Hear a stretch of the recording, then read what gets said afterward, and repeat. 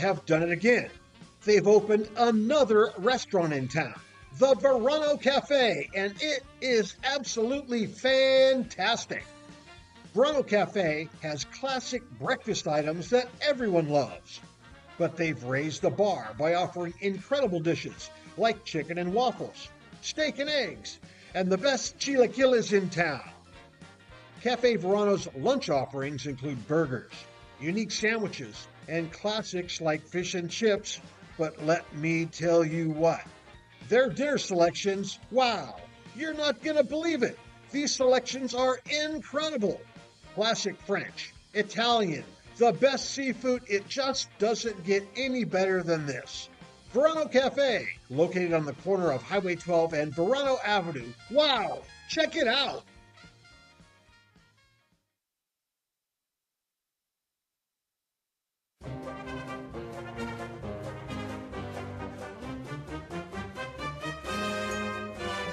Local expertise worldwide. Sotheby's International Realty is well known for their exceptional real estate agents that distinguish themselves in communities all over the world. To learn more about real estate in Napa, Sonoma, San Francisco, and the rest of the Bay Area, or around the globe, contact Sotheby's International Realty Wine Country Brokerage at 707-935-2288. That's 707-935-2288. Sotheby's International Realty.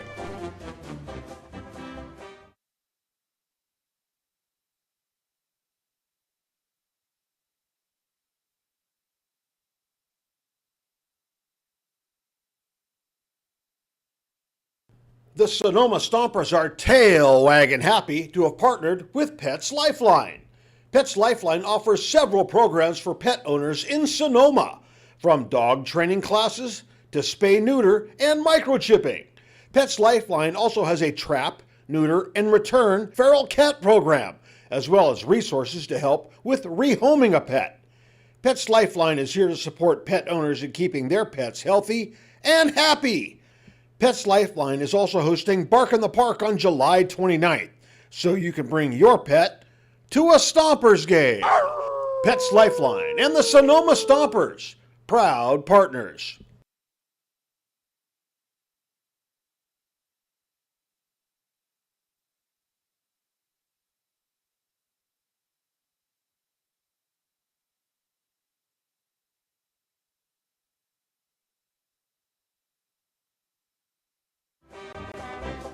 The Sonoma Stompers are excited to have Jacob's Restaurant providing all of our concessions this season. At the ballpark, you'll find Chicago dogs, pizza, and salads, but in their restaurant, you'll find an outstanding menu featuring the best Mediterranean-style offerings in town. Seafood linguine, chicken piccata, ravioli, risotto, pizza, and so much more. Don't forget to try their desserts. Jacob's Restaurant is located on 1266 Broadway, right next to Traintown. Jacob's Restaurant and the Sonoma Stompers, proud partners.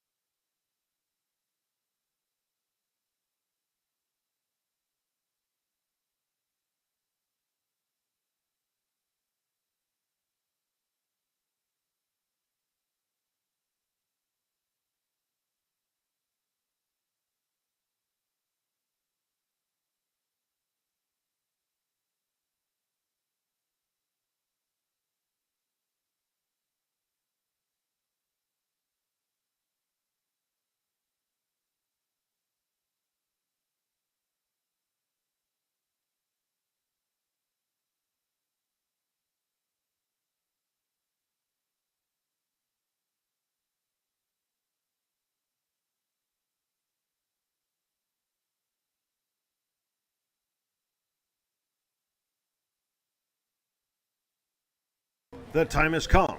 The wait is over. The Sonoma Stompers pregame show starts right now.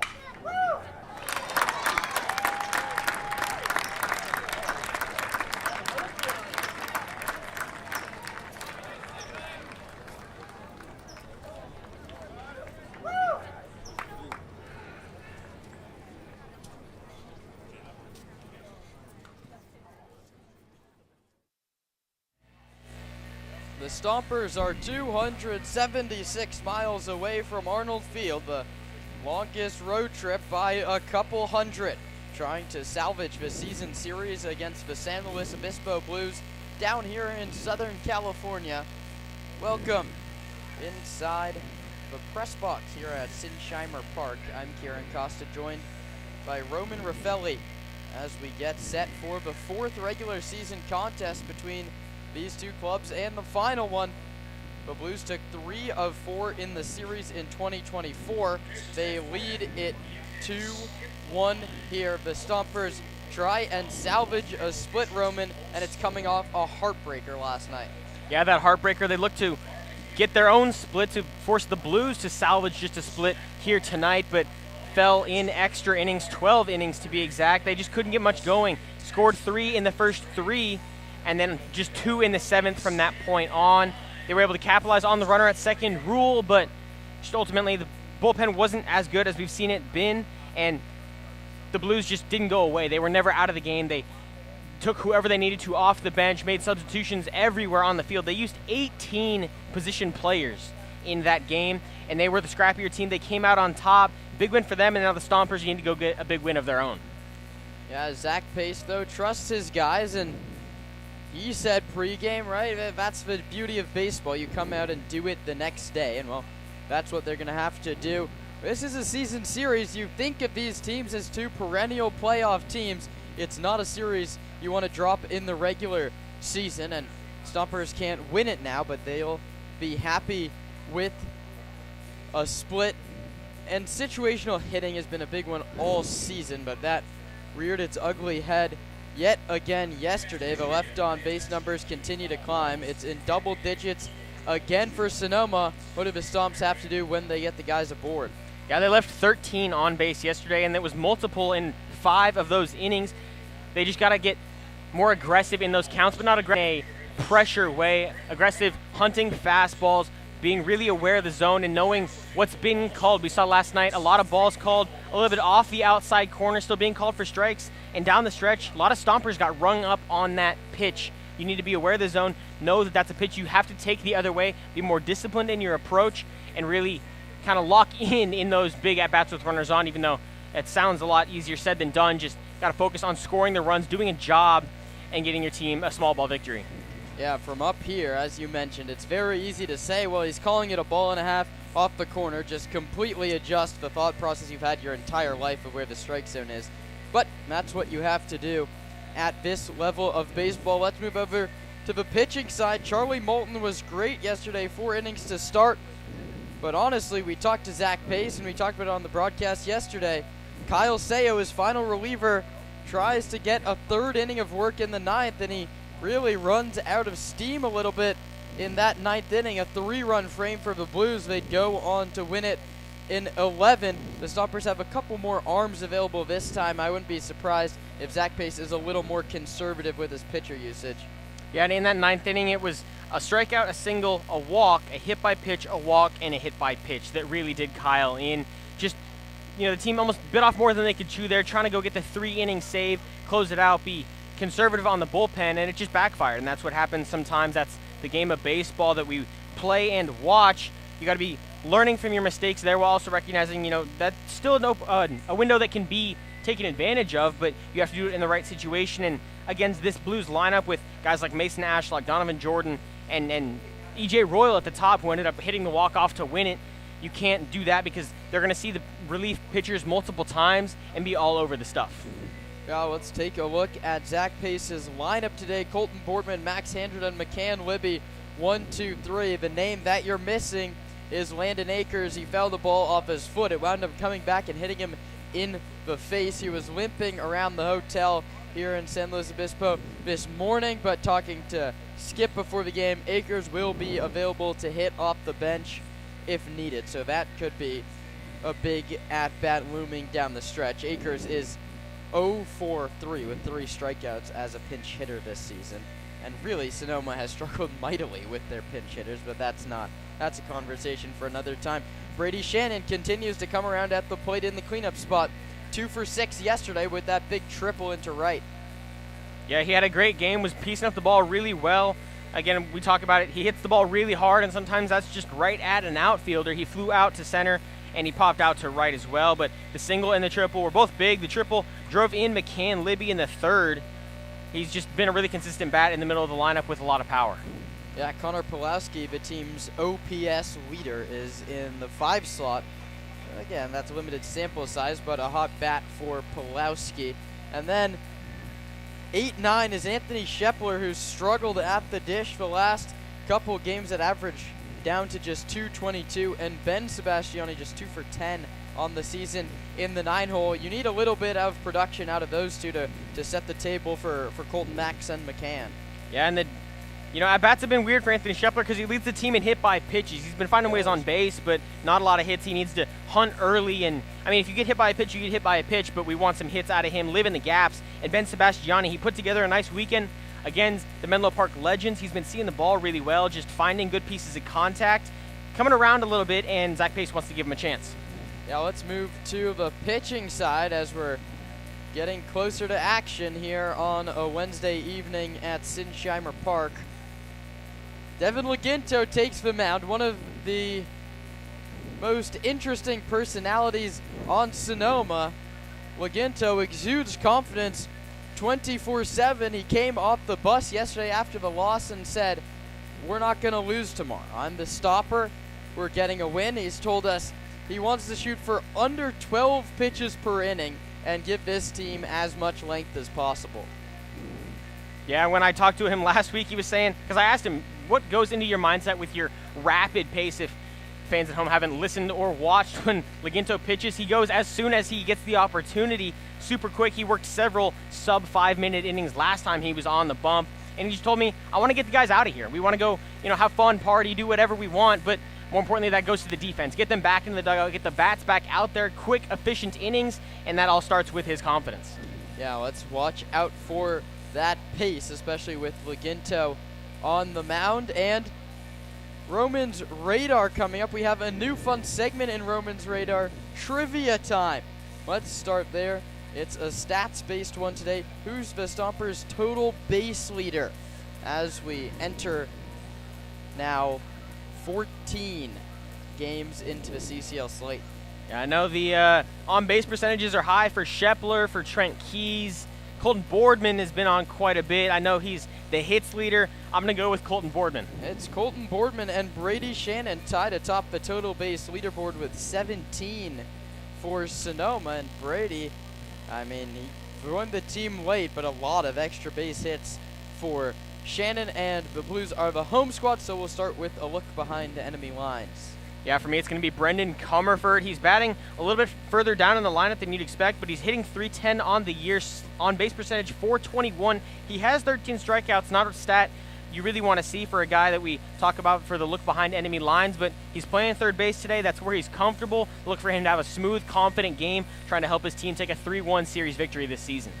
And wrapping up shop here on the Sonoma Stompers pregame show, Stomp Watch. An interesting set of guys tonight for Zach Pace. Yeah, it's tempting to go with Ben Sebastiani getting an opportunity. I'm going to go with Connor Pulowski. He's the hot bat in the lineup, the team leader in OPS. He's just seeing it well, swinging it well. He's been super clutch for the Stompers for about the last week and a half. Had the walk-off against Menlo Park. He needs to be big today, and he's hitting in that 5 spot, the RBI advantage position. Yeah, that 5 spot is where you need to knock him in. Pulaski, 8 runs batted in. That ranks second on the Sonoma Stompers this season. And so that's wrapped up tonight's Sonoma Stompers pregame show. We're poised for first pitch, the 4th and final regular season meeting between San Luis Obispo and Sonoma coming up on the other side of the break.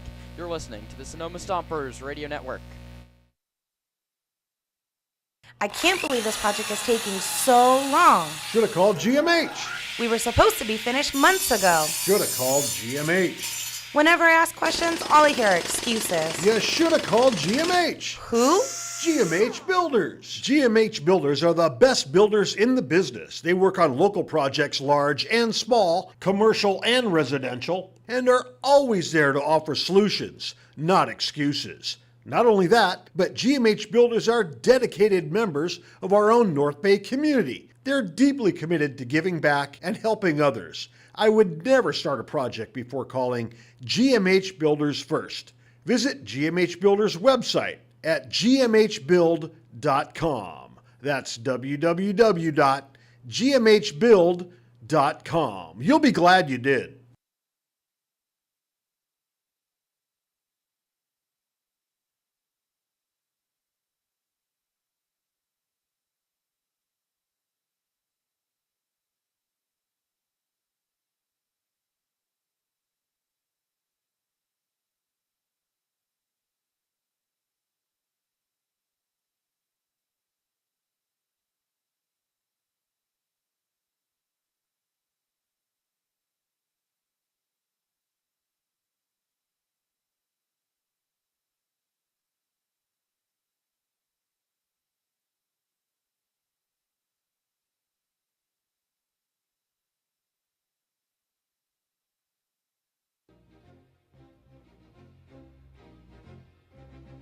Hey, Stomper fans, if you're looking for roof services, look no further than Crandall Roofing.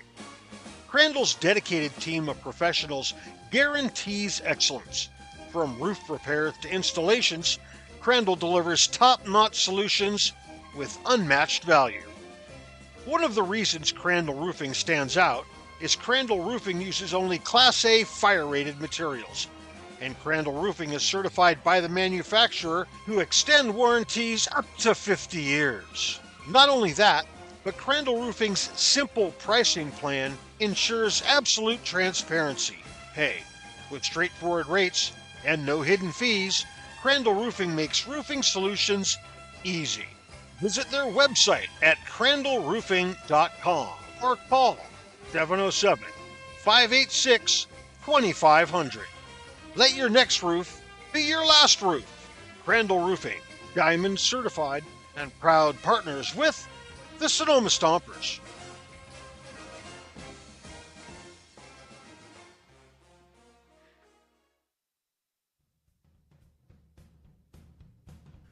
The Sonoma Stompers are proud to have partnered with Valley of the Moon Flooring. Valley of the Moon Flooring provides a wide range of flooring materials at competitive prices with expert installations and exceptional customer service.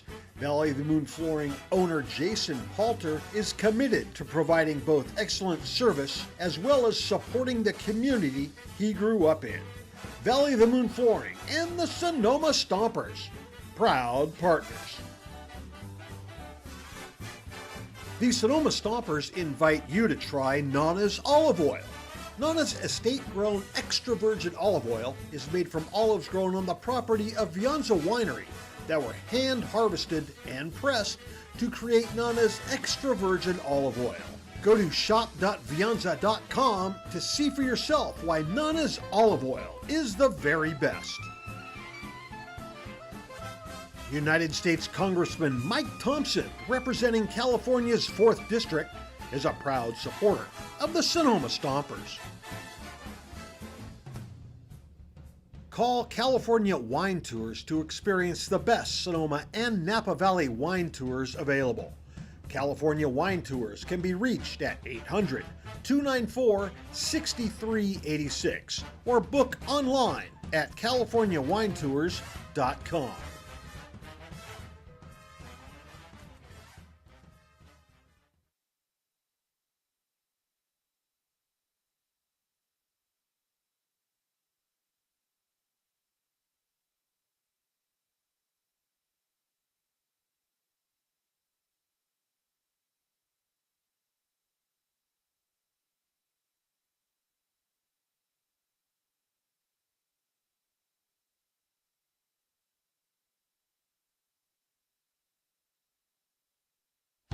The Sonoma Stompers are tail wagging happy to have partnered with Pets Lifeline.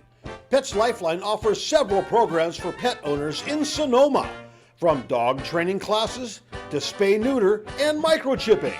Pets Lifeline also has a trap, neuter, and return feral cat program, as well as resources to help with rehoming a pet. Pets Lifeline is here to support pet owners in keeping their pets healthy and happy. Pets Lifeline is also hosting Bark in the Park on July 27th, so you can bring your pet to a Stompers game. Pets Lifeline and the Sonoma Stompers, proud partners. Ladies and gentlemen, please help the Sonoma Stompers reduce their carbon footprint by participating in our recycling program. Bins are clearly marked, and with your help, we can keep Arnold Field a clean and green place to enjoy baseball. Yippee, Skippy!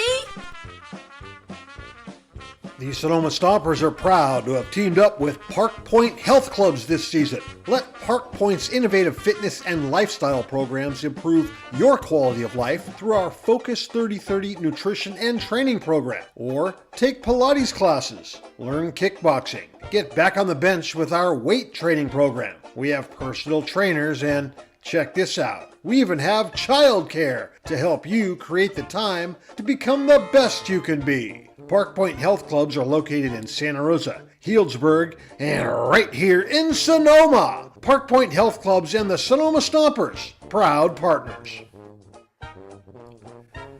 Hey kids, do you want to go to college and play summer baseball for the Stompers? Well, one of the best ways to do this is by getting skilled coaching through our partners at Sonoma Stack. The Sonoma Stack coaching staff is dedicated to developing skilled players who constantly strive to advance their skills in the game of baseball and softball. Sonoma Stack focuses on attaining the baseball and softball skills needed.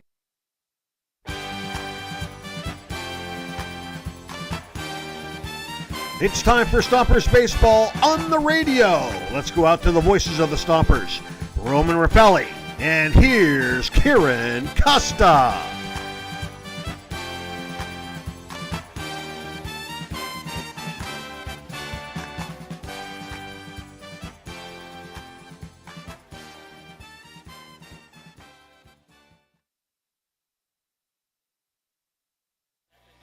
The Stompers look to get back in the win column here at Sinsheimer Stadium in San Luis Obispo. I'm Kieran Costa, joined by Roman Raffelli, getting you set for some Wednesday evening action on the Central Coast. The Stompers lose a heartbreaker, 7-6 in 12 innings yesterday. They look to get back in the win column against Eric Cavidal. The 6'5", 225-pound right-hander is up in Sonoma County. Napa born, the senior played 2 years at the College of Marin, went to Vintage High School in Napa.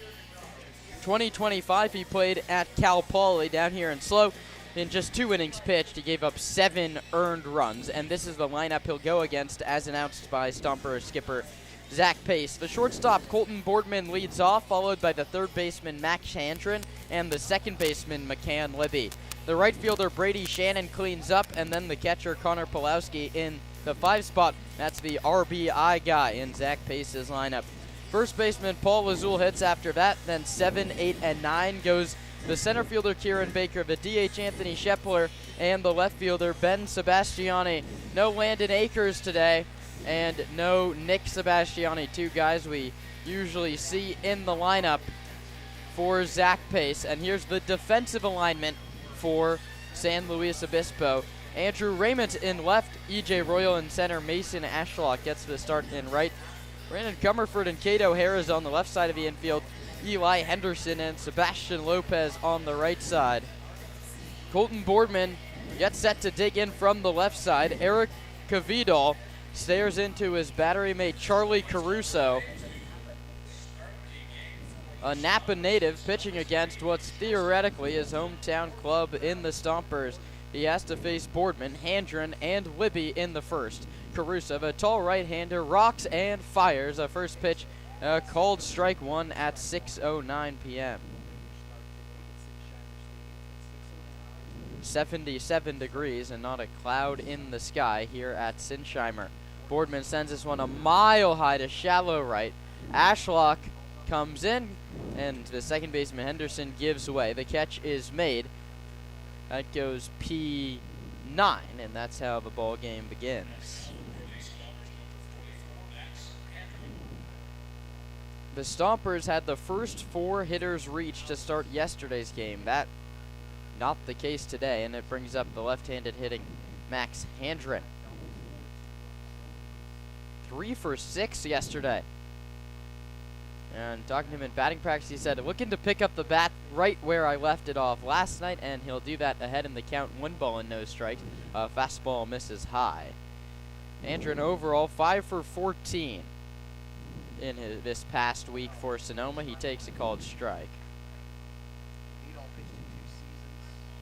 Sonoma Valley High School product. Maybe he played against them. They must have overlapped at least a year in high school. Andren bounces it foul past Jacoby Heyer in the first base coaching box for Sonoma. It's Dave Hogue down at third for Zach Pace. His pitching coach is Mike Nunez, and Kenny Mimersdorf helps out with just about everything back from wedding week. Congratulations to Coach Kenny. Andren swings and fouls it into the glove of Caruso. Andren struck out, and there's one away.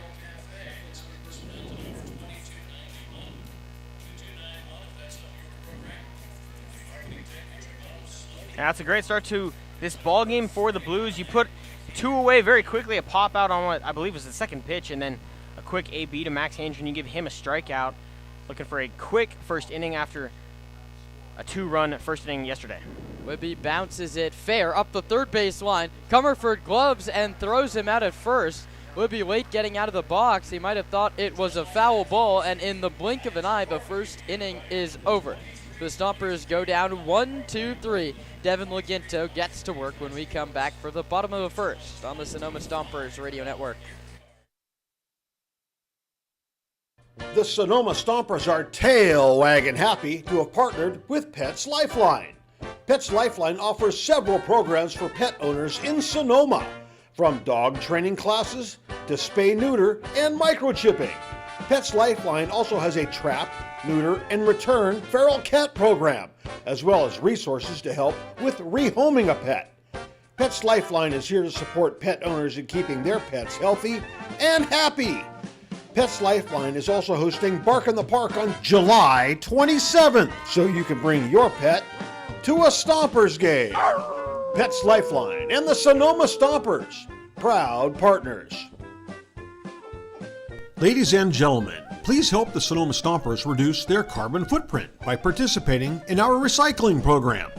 Bins are clearly marked, and with your help, we can keep Arnold Field a clean and green place to enjoy baseball. Yippee, Skippy!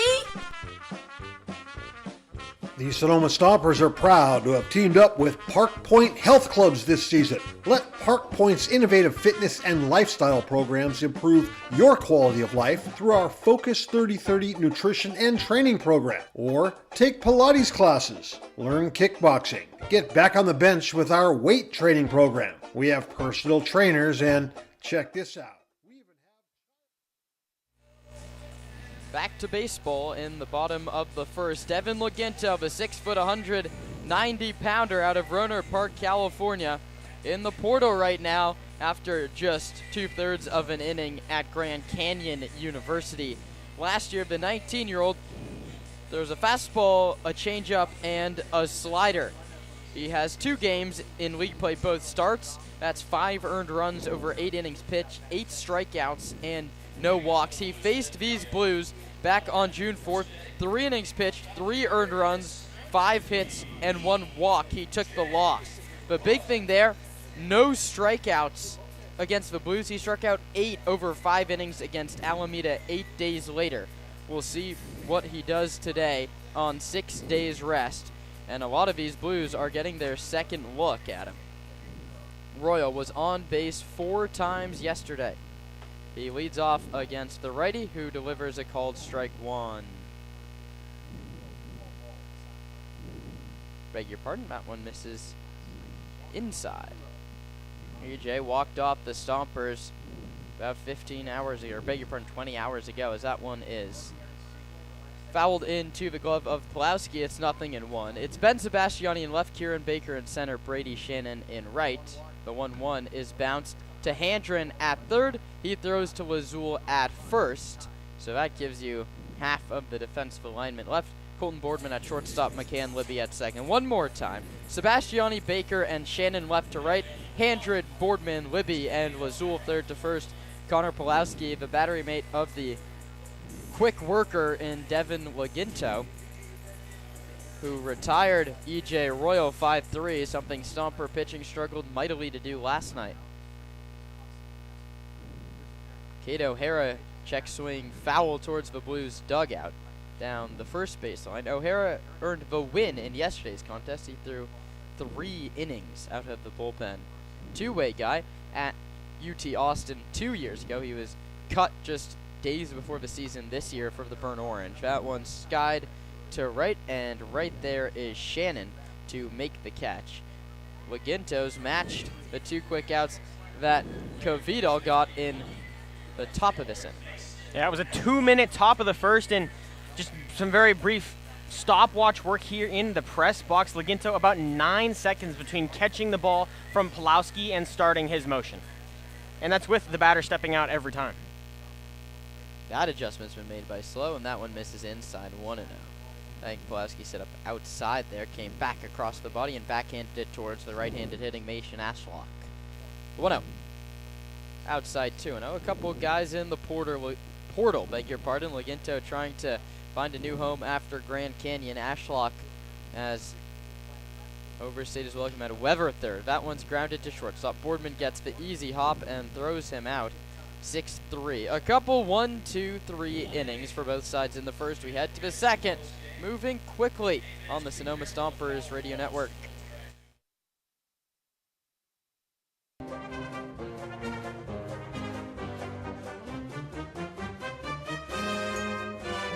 Local expertise worldwide. Sotheby's International Realty is well known for their exceptional real estate agents that distinguish themselves in communities all over the world. To learn more about real estate in Napa, Sonoma, San Francisco, and the rest of the Bay Area, or around the globe, contact Sotheby's International Realty Wine Country Brokerage at 707-935-2288. That's 707-935-2288. Sotheby's International Realty.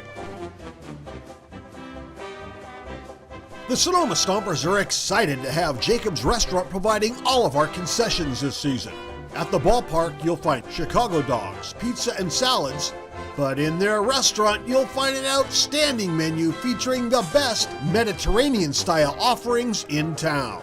Seafood linguine, chicken piccata, ravioli, risotto, pizza, and so much more.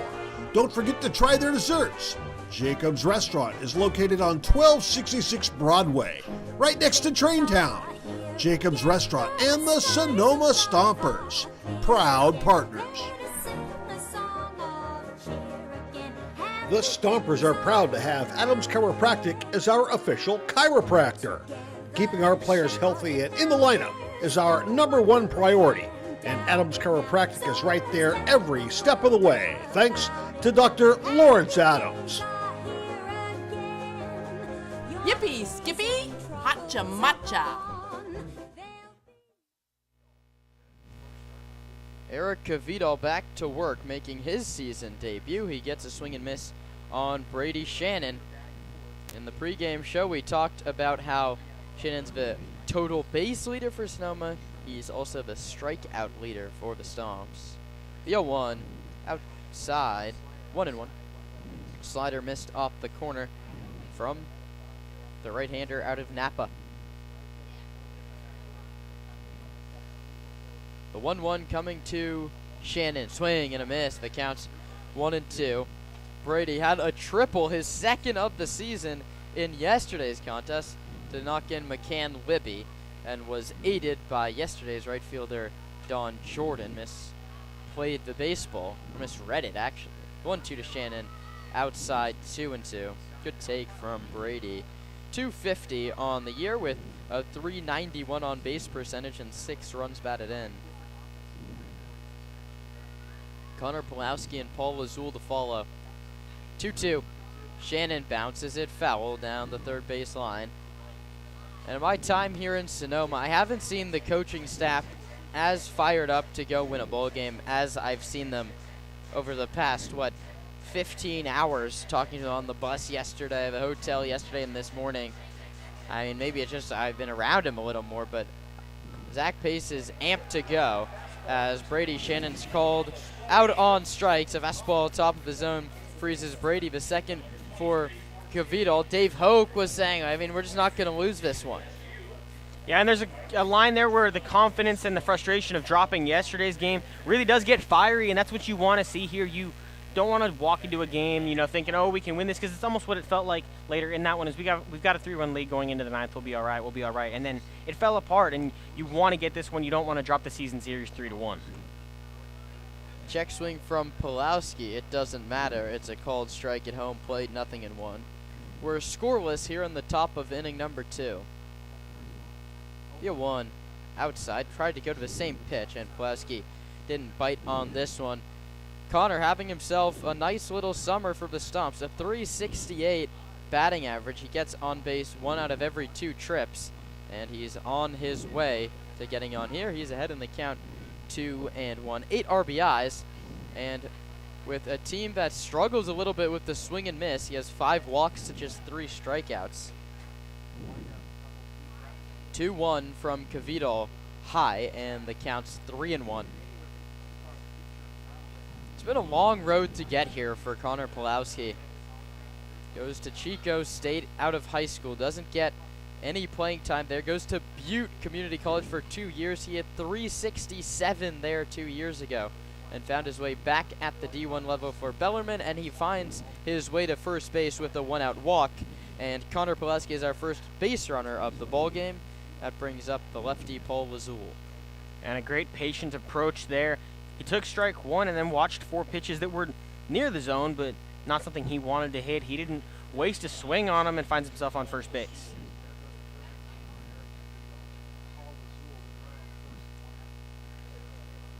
Lazul awaits the first pitch. Left on right, it's inside. 1 ball and no strikes. Lazul struck out in the 12th inning. Gone a looking, as he's been a few too many times for Zach Pace's liking this season. That was a pinch hit appearance for Trent Keys. He takes outside. 2 balls, no strikes. And another great approach here. Pulowski, Lazul, and Baker, all 3 guys with good approaches. Baker's more aggressive than Pulowski and Lazul, but these 2 just know how to put together a quality at-bat and see some pitches. Hitting room on the right side, the pull side for the lefty Lazul. The 2-0 from Cavito is swung on and missed, and he'd thrown 6 consecutive pitches out of the zone. I don't know if that's the one to go chasing. The count's 2 balls and 1 strike now. Runner at first, that's Pulowski. No score, just getting started top of inning number 2. Check on Pulowski's back with a dive, getting that uniform all dirty. Doesn't matter, as it's hidden behind the catcher's gear tonight, behind the dish for Zach Pace. Hitting room in right center. Pulowski doesn't run, and Lazul chases again. The count's 2-2. I got him to chase low there. 2-1, that's a great pitch. We've talked about it before. There's never really a fastball count in the game anymore. No, sir. 2 balls, 2 strikes. Pulowski leads off first base with 1 out in the second. The pitch from Cavito is high, filler up, 3 balls and 2 strikes. And the Stompers ever aggressive on the bases. You wonder if they put Pulowski in motion on the payoff.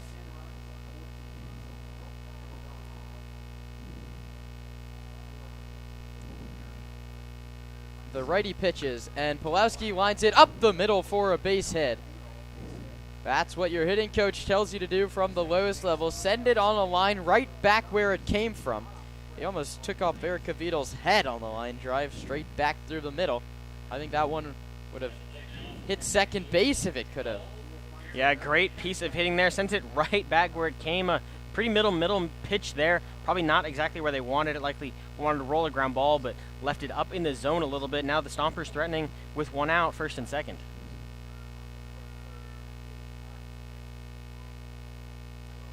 Runners at first and second now with just 1 out. The Stompers looking to be the team to score first for the 2nd consecutive night. And Kieran Baker, who loves to swing first pitch, lays off a curveball, but it's called a strike.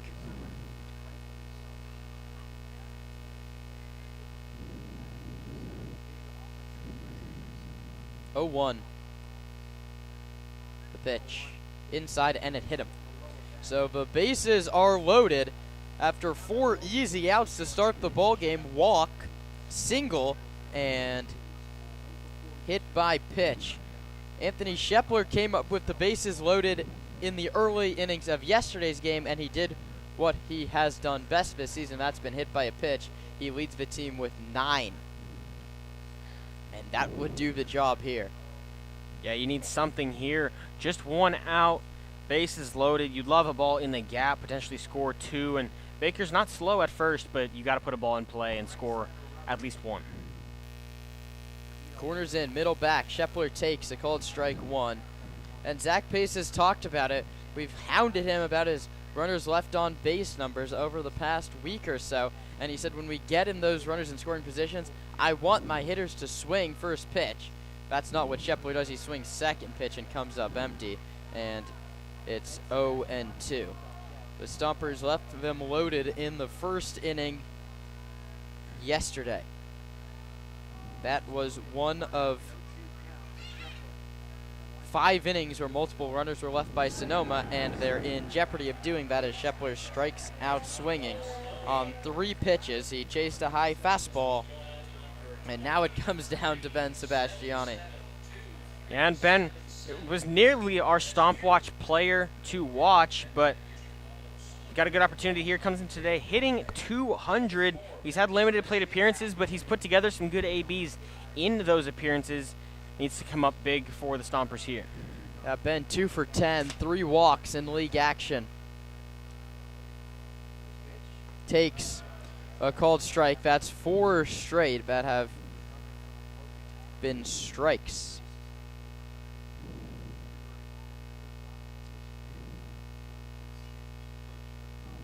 The pitch is grounded towards short. O'Hara on the backhand throws and gets the out at second base. And the Stompers have once more left 3 aboard. For Sonoma, it's no runs on 1 hit and way too many left. We head to the bottom of inning number 2. The Stompers trail, or beg your pardon, the Stompers and the Blues are tied at 0.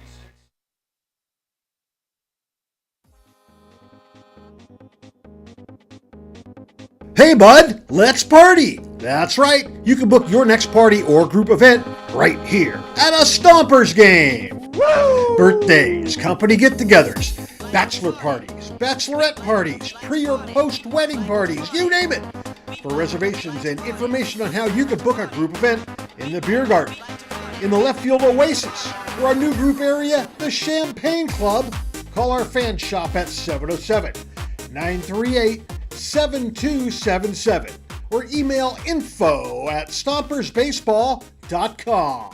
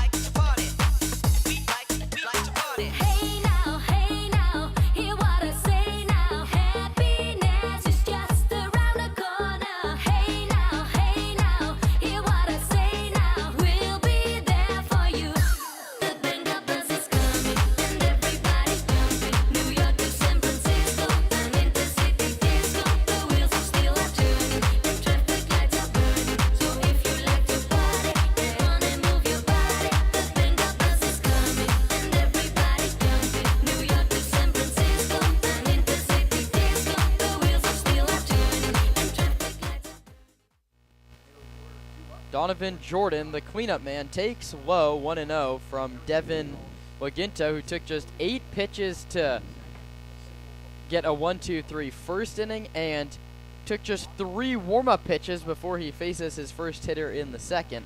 and that one sent into right field over the leap of McCann Libby for a base hit. On Jordan's average, that was at 308 coming into that at-bat, continues to rise, and now Laginto has to deal with the lefty Andrew Raymond, and Laginto's pace so quick with no one on base, ever so slightly raises with a runner aboard, but now that's to a normal person's pace, normal pitcher. Jordan leads off first base. Laginto checks back. The tag is out!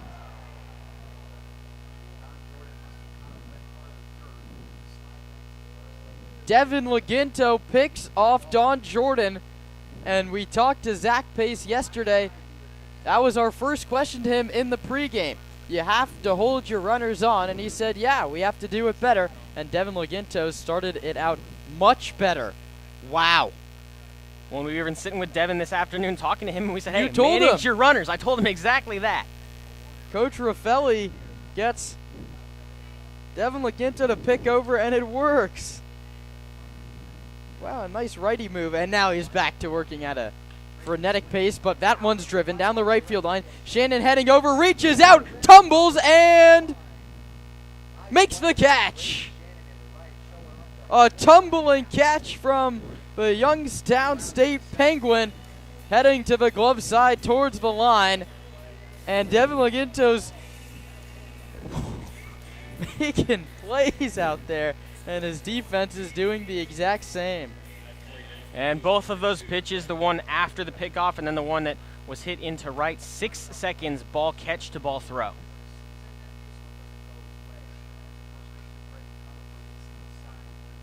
First one misses to Brendan Comerford. 1-0 is cut on and missed. 1-1. Mike Nunez before the game was talking to Devin Laginto about checking on his runners. The 1-1 is outside, 2-1, and Devin, even after his conversation with us before coming to the field, said it's something I'm not used to, and Nunez just said, just something to work on. The 2-1 is grounded foul, 2-2. Thank you to Miranda Ronan, our marketing manager, getting me the inside scoop on what's going down in the Stompers dugout. 2 balls and 2 strikes now. Laginto against Comerford, looking for a 1-2-3 inning. It's low, 3-2. The counts really get on top of you with Devin Laginto.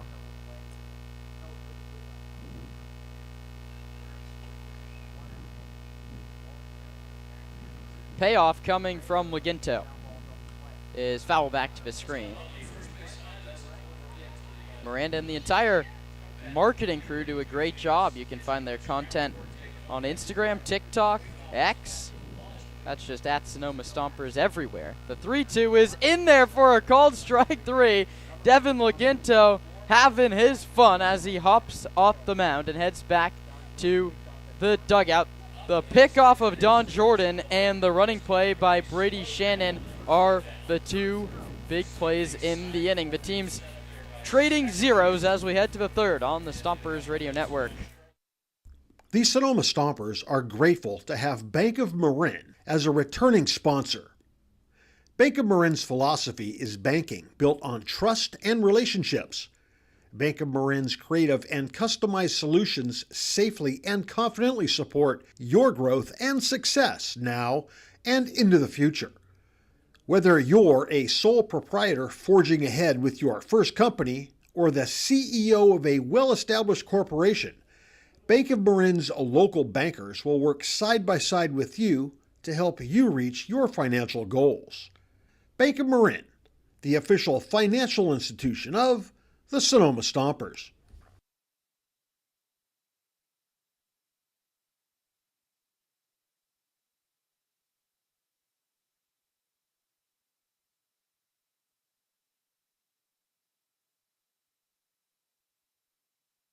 Bashan's original Japanese barbecue sauce and the Sonoma Stompers have teamed up to bring Bashan's authentic Japanese flavors right here to Arnold Field. Bichon's original Japanese barbecue sauce was born from founder Justin Gill's multi-generational family recipe that was passed on down to him by his Bichon. Now, that family recipe has inspired the bold, fresh umami flavor and clean ingredients in all of Bichon's sauces, including their new line of Japanese dipping sauces.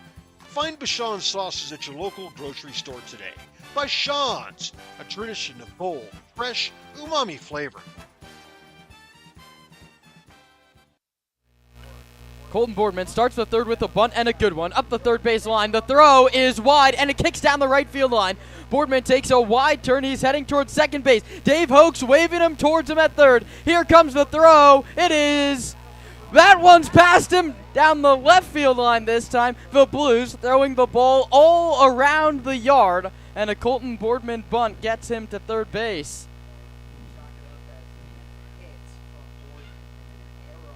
It's going to be a bunt single for Boardman and then a two-base throwing error on the third baseman, Comerford. And that's now the third error that Brendan Comerford's committed against the Stompers just in these 4 games. He made 2 while playing first base back in Sonoma. Max Handren, a chance for an RBI, and he takes high 1-0. And we talked so much about Max Handren being a professional hitter. He has to go show it here. There's a runner on third base and nobody out. If you're playing NC State right now, with a Cal uniform, you have to get this runner in. He takes a called strike that counts 1-1. And Boardman to go back to his leadoff approach. He puts the pressure on and it pays off just as much as you could expect. A great way to start the inning. 1-1. Inside and low, 2-1 now to Max Handren. The Stompers went down 1-2-3 in the first. They had bases loaded, 1 out in the second. They wound up leaving them loaded, and then Colton Boardman started off this inning with a bunt, and that's Zach Pace's brand of baseball. You make the defense make plays, and Brendan Comfort couldn't there.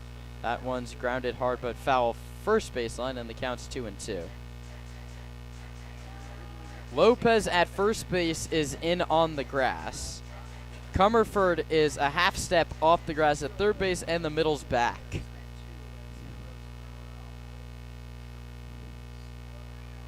Two coming to Max Handren. High 3-2.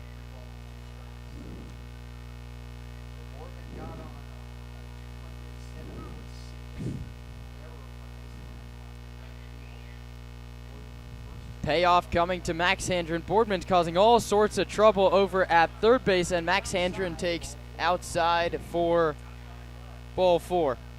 Close pitch. You probably see that one called a strike last night, but tonight it yields Max Handren his first time on base via the walk, and now Sonoma set up first and third for their RBI leader, McCann Libby, and I've been saying that too much, and that number is still at 9.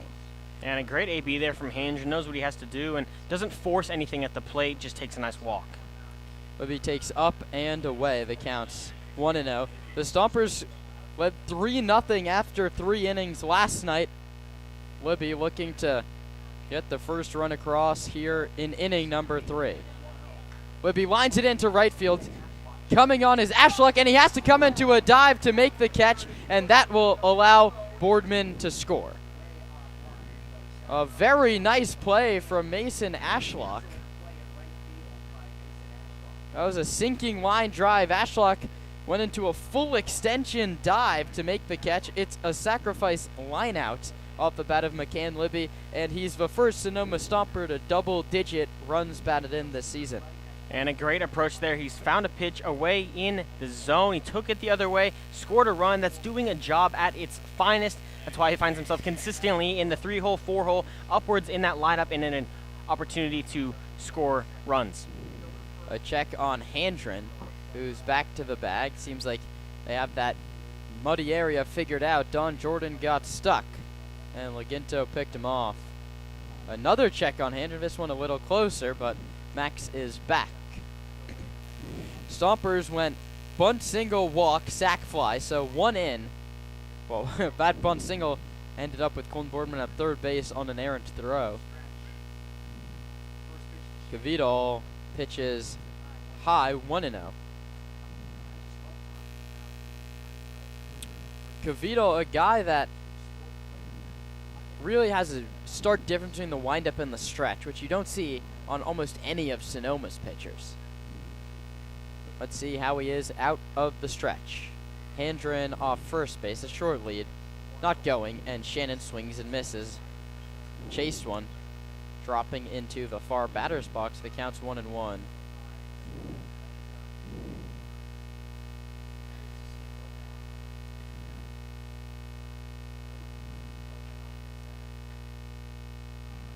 Another check on Handren, who's back.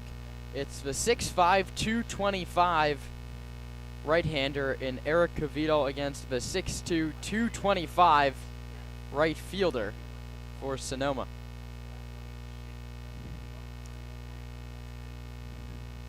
The 1-1.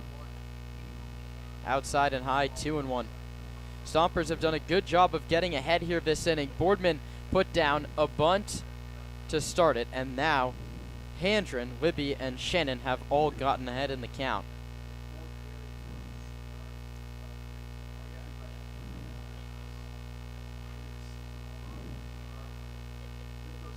Two one. Shannon ducks, and a slider stays high. That counts 3 balls and a strike, and now it's the Stompers' extra base hit leader with the chance to recoil and let one fly. Lots of outfield grass here at Sinsheimer. The 3-1. That one won't matter. It's low. Handren takes second base. Shannon replaces him at first base. And Connor Pulowski trying to catch McCann Libby for that RBI lead.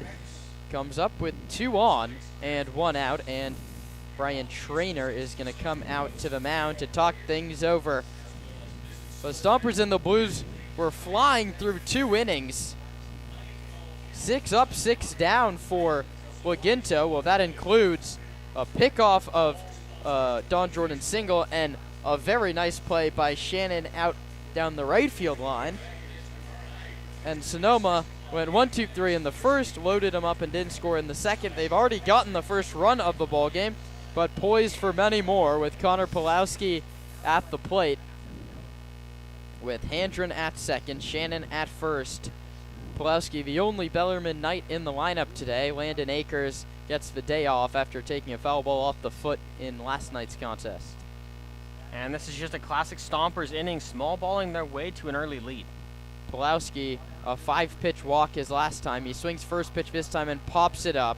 First base side, Sebastian Lopez in foul ground makes the catch. So Pulowski went after the first one, but it's a can of corn for Lopez, and the Stompers now are going to need a 2-out knock if they want to tack on any more runs here in the top of inning number 3. And you can appreciate the aggressive approach early in the count for Connor Pulowski, but that pitch high and out, not really a good pitch to hit, especially as the first one you see, and the Blues take advantage. That one misses outside, and so now Wazul is the 6th Stomper to hit. 4 have gotten ahead and 2 have swung first pitch. 2 on, 2 out.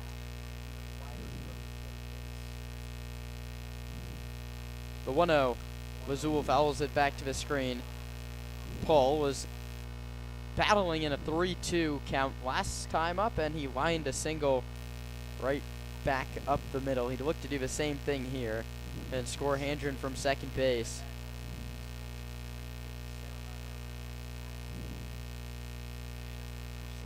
One.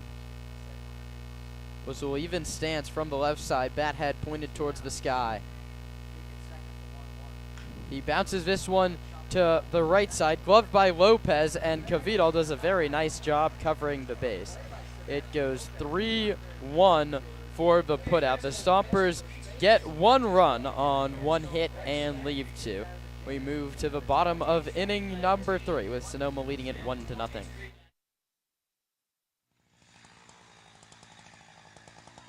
Hey, honey, what company the neighbors use for their tree work? I don't know, some discount tree service. Do they even know what they're doing? They're cutting down a tree. It's not rocket science.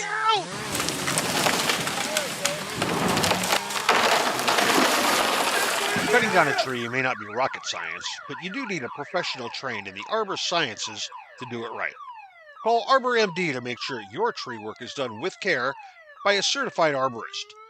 Arbor MD provides expert tree care, including pruning and pest control. Don't hire a discount tree service to save money. Hire a professional tree doctor. Hire Arbor MD. Go to arbormd.com or call 415-250-2012.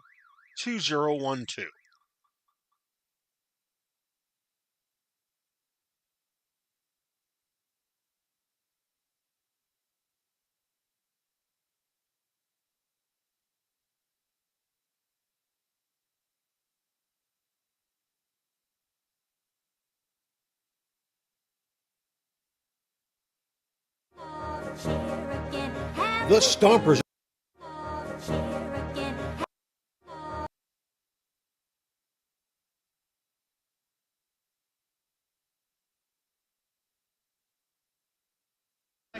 I'm Connor Pulowski. I'm a catcher from Bellarmine University, and you are listening to the Sonoma Stompers Radio Network. Bottom of inning number 3 here at Sinsheimer Park. I'm Kieran Costa, joined by Roman Raffelli on the Sonoma Stompers Radio Network. A beautiful evening for baseball here in SLO, the final regular season meeting between these two clubs. Stompers have a lead for the first time today, and Laginto goes back to work right where he left off with the called strike 1. Right on lefty, Henderson takes outside.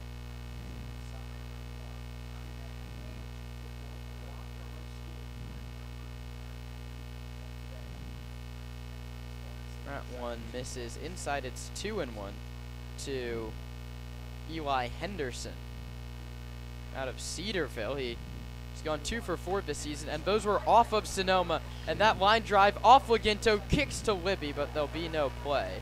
It's a single for Henderson.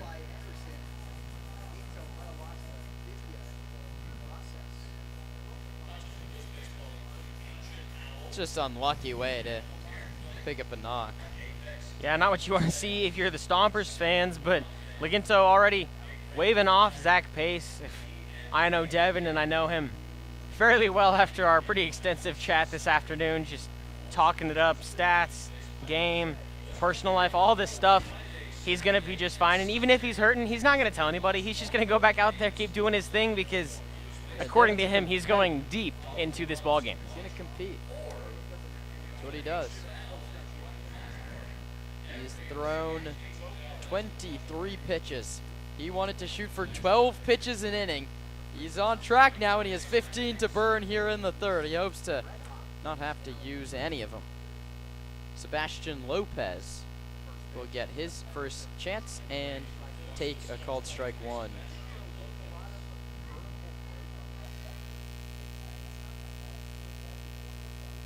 A short lead off first by Henderson. Doesn't want to be another pickoff victim. Laginto checks over, comes home. The runner goes. Pulowski's throw, the tag. Oh, he's out by about 5 feet.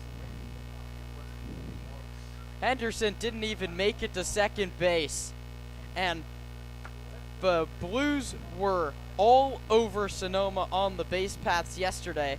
And I like my relationship with Zach Pace, and I don't feel like I'm overly critical of him in the post-game interview, but I opened yesterday with, you gave up what felt like 15 stolen bases today. What's going to change? And well, what's going to change is the first 2 runners that have reached have been erased within 2 pitches thanks to limiting the run game. Mr. Connor Pulowski gets it, and Laginto then gets a strikeout 2 pitches later. And this is just great baseball defensively from the Stompers. Laginto dealing on the bump, working quickly, doing his thing, and he's letting Pulowski, Lazul with a great tag, McCann Libby with an excellent tag at second base, letting them do their thing. This is great defense, great pitching so far, and this is exactly how you right the ship after an ugly loss the night before. Oginto's first pitch to Caruso just misses outside. It's been 8 up and 8 down. He's retired, or he hasn't retired all 8, but all 8 have been retired. 1 pickoff, 1 caught stealing the 2 runners that reached.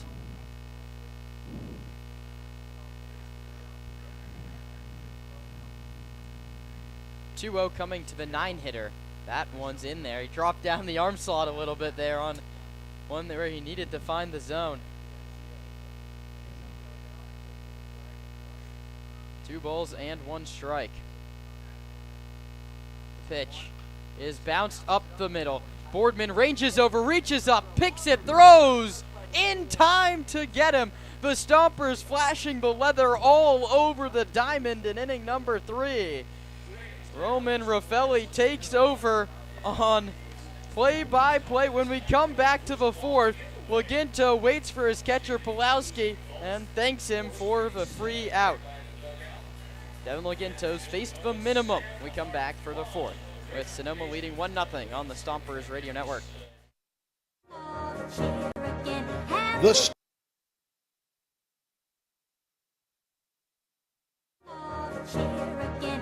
The Stompers are proud to have Adams Chiropractic as our official chiropractor.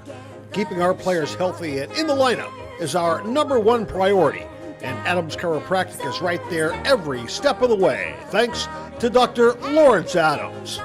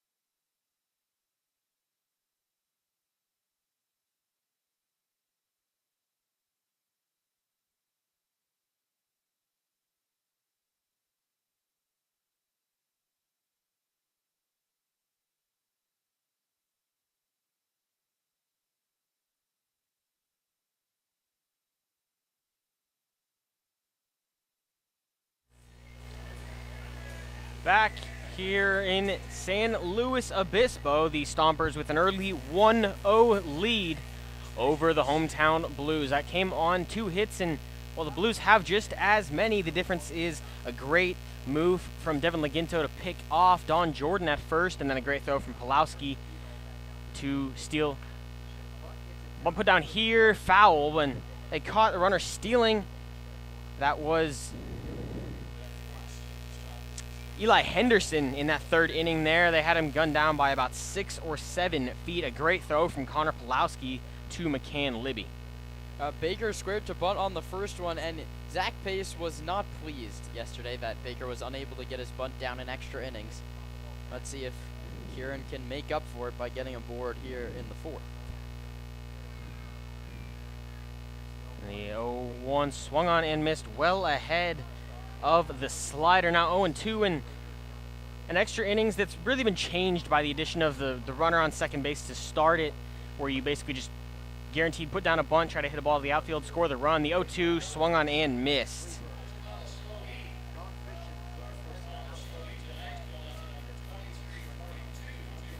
That's strikeout number 4 for Eric Kvidal, working with a fastball, slider, changeup mix.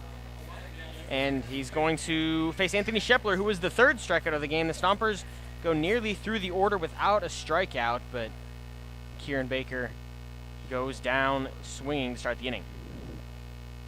First pitch to Shepler in on the outside corner for strike number 1. Shepler, the DH today, entered at just a .222 average. He's been off and on throughout CCL play. Working from the wind, the 0-1 misses out, 1-1.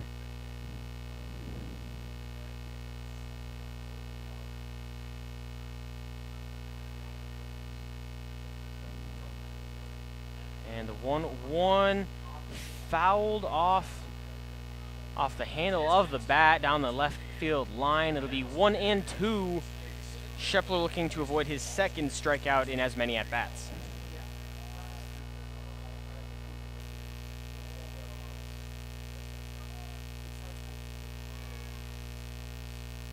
Kvidal gets his sign, winds, deals. The 1-2 misses well high, evens count at 2-2. Yeah, there's milling around in the Blues bullpen, but nobody up and loosening right now. And the 2-2 outside now, 3-2. A good approach here from Shepler, who went down in just 3 pitches at bat number 1. Got down early, got 2 strikes on him pretty quick, and is now battled back to 3-2. The payoff pitch misses high. It's ball number 4, and a great at-bat there from Shepler. Draws a 1-out walk early. Yeah, Shepler got on the bus yesterday morning to leave Arnold Field with 0 walks on the season. And he now has 2. 1 yesterday and now 1 today. Brings up Ben Sebastiani, who grounded out to shortstop. That's Cade O'Hara, former UT Longhorn, now in the portal. That ended the 2nd inning. Also left 3 runners on base.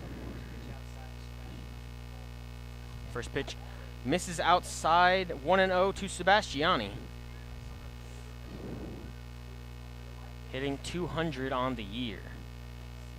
Second pitch, misses high, and Kvidal just can't really find the zone after getting ahead of Baker.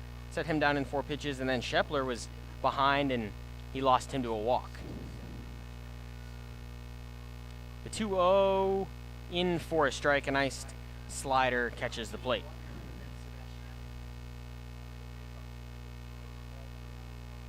Sebastiani in left field. It's not Nick, it's Ben today, giving his cousin a day from the bench. That one misses inside. He buckled the knees but couldn't get the slider to finish over the plate. It'll be 3-1 to Sebastiani.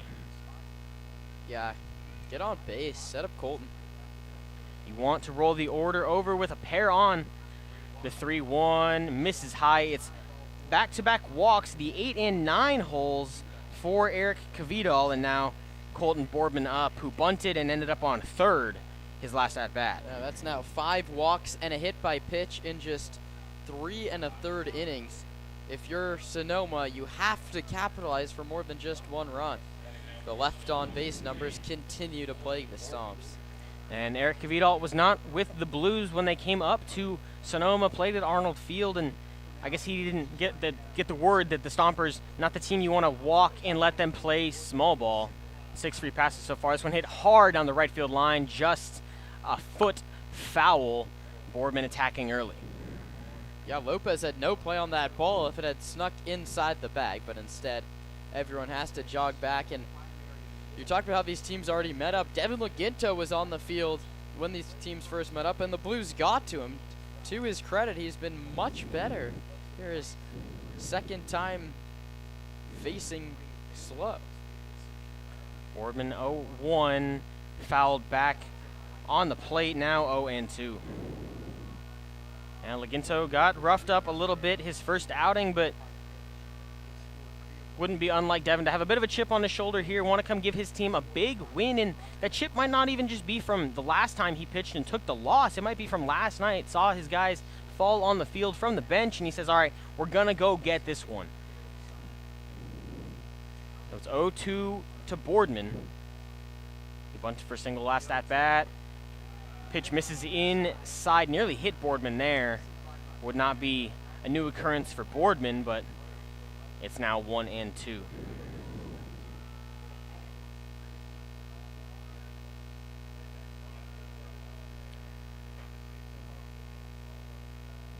Kvidal set 1-2, swung on and missed. He got him with an outside slider. A big pitch there, retires the second of the inning. Yeah, 4 of the 5 strikeouts have been swinging today. It's a lot of them on that breaking ball. Has him fooled with the change of speed. That's the 6th strikeout of the year for Boardman, and brings up Max Handren, who has a strikeout and a walk in today's we talked contest. about how Shepler added to the walk numbers. Handren doubled his season strikeout total in inning number 1. First pitch inside corner, strike 1. It's a great slider from Kvidal, able to throw it for a strike, a chase pitch, and utilize it early in the count against a lefty, despite pitching from the right side. The 0-1, another slider, but misses the outside corner. You see the same pitch there, but a plate's length apart from each other. It's his go-to pitch, and despite 5 walks, he's sticking with the off-speed. The 1-1 delivery nearly hits Max inside 2-1 the count. Ben Sebastiani stands on first. He walked. Anthony Shepler on second. He also walked. There's 2 outs. That was the strikeouts of Kieran Baker and Colton Boardman in the inning. Kvidal set and delivers. Misses outside. Started 0-1, now 3-1. A very disciplined approach from Max Handren. Yeah, Stompers have to get a run here. We've left 5 in the last 2 innings. How are you looking at this, Roman? Do you have 2 RBI opportunities, or you have another 2 to add to the lob total? 3-1 swung on and missed. You absolutely need an RBI here. A ball in the gap for sure scores Shepler, the former Ohio State Buckeye, now in the portal, and Ben Sebastiani not shabby himself from first. A ball that gets to the wall could score him the full 270. 3-2 to Max Handren. Kvidal comes set, takes a breath, looks back, and delivers. Hit softly into left field. It lands for a single. Dave Hoke waves Anthony Shepler. The throw cut off at third base, and it's an RBI single with 2 outs for Max Handren.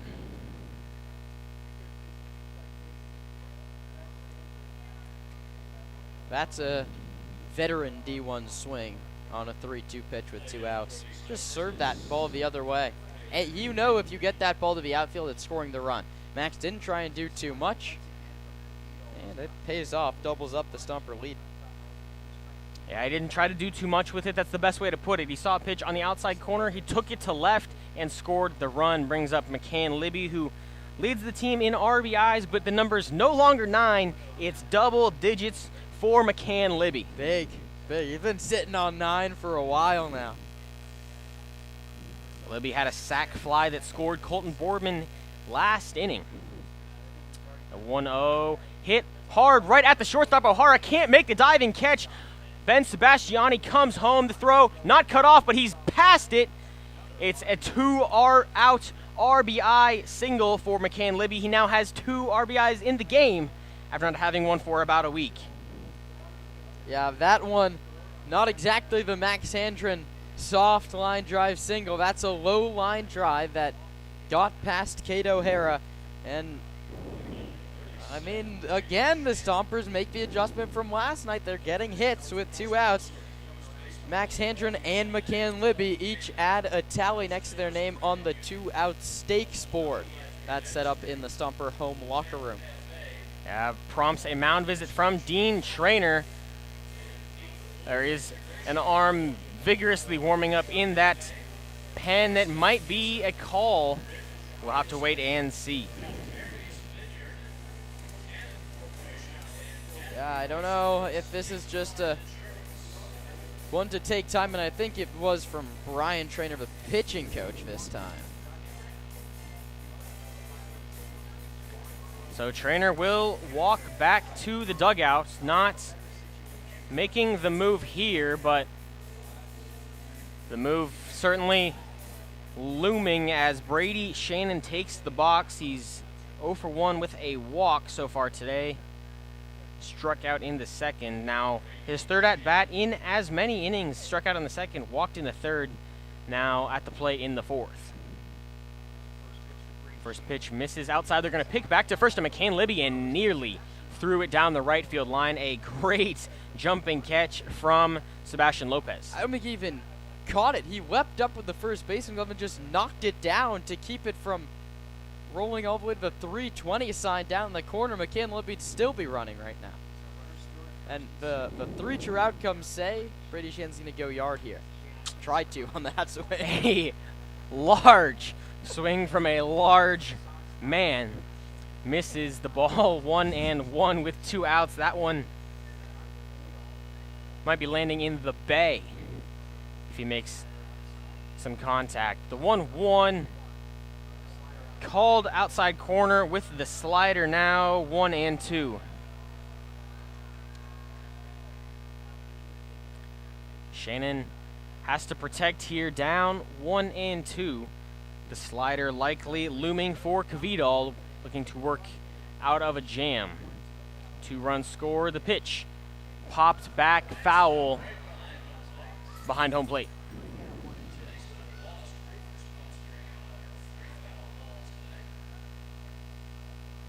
We'll do 1-2 again. What do we have, Roman? We have 6 more innings to try and get a foul ball up in the booth. It's impossible to get one at Arnold Field. We had one roll off the top of the grandstand. Almost had a play earlier in the year. But I mean, this really is our best chance. The 1-2 to Shannon, outside and low, 2-2. A good job spitting on the slider there, but you got to be careful not to get too complacent when you see this spin. Don't want him to place one and have another backwards K if you're Brady Shannon. Hendren on second, he singled. McCann Libby on first, he singled. Drove in 1, they each did. The 2-2 inside nearly hits Shannon. It'll be a full count with 2 on and 2 outs. I'm really feeling one of the 3 true outcomes here.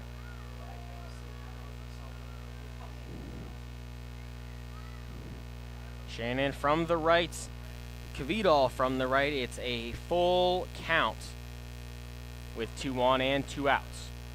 Runners go. The pitch hit high and deep to left. Ranging back is Raymond, and he makes the grab on the track.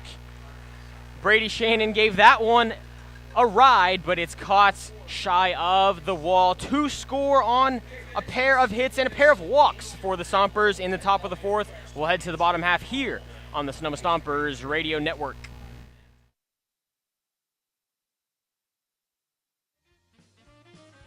The owners of Jacob's Restaurant have done it again.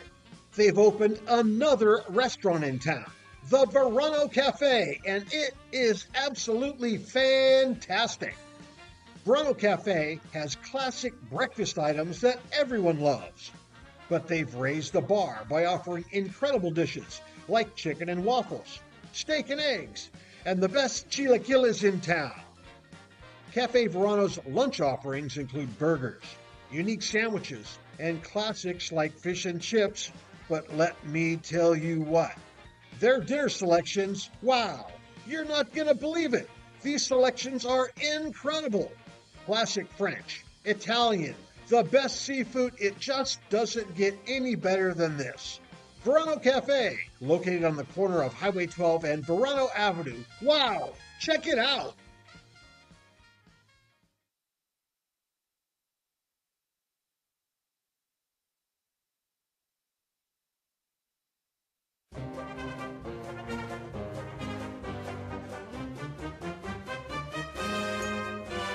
Local expertise worldwide. Sotheby's International Realty is well known for their exceptional real estate agents that distinguish themselves in communities all over the world.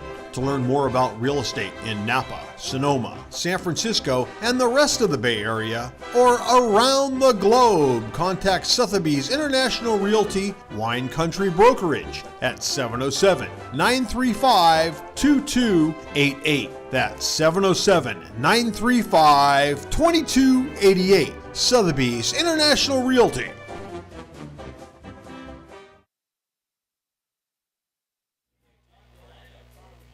Bottom of the 4th here in San Luis Obispo. The Stompers with a 3-0 lead through 3.5. That was 1 in the 3rd, 2 in the 4th. Devin Laginto begins his fourth inning of work with a ball low. Drop the arm slot. First pitch this time. Again, so been great through 3. Swing and a miss there. It's the top of the order. E.J. Royal, Cade O'Hara, and Mason Ashlock due up. Laginto picked a runner off and got a caught stealing from Pulowski behind the dish. That pitch catches the side of the dish. Now 1-2. Laginto quickly, classic Laginto. The 1-2 misses outside. He had a pair of strikeouts in his first time through the lineup, looking to add one here. The 2-2 in for a backwards K. Royal set down for the second time today after playing walk-off hero last night. Yeah, it took the Stompers pitching staff 5 E.J. Royal plate appearances to retire him twice yesterday. Devin Laginto, he's the stopper. Brings up Cade O'Hara. 8 strikeouts on the CCL campaign so far, just a 190 on-base percentage. First pitch fouled back. He was with the Texas Longhorns this last spring. Didn't get much run now in the transfer portal. The 0-1 hit softly to Colton Boardman at short. He fields, throws across in time, 6-3 the put out, and quickly 2 away for Devin Laginto, although that's not really a surprise anymore.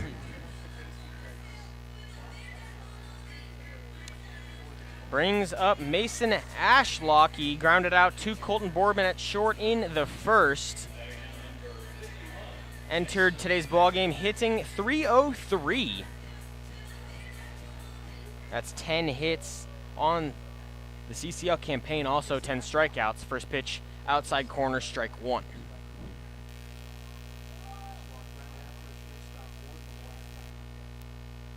The 0-1 chopped, fouled on the third base line. 0-2, Laginto told us he wants to go deep into this one. 12 pitches an inning. He is well on his way to doing both of those things. Laginto winds, deals, fouled back.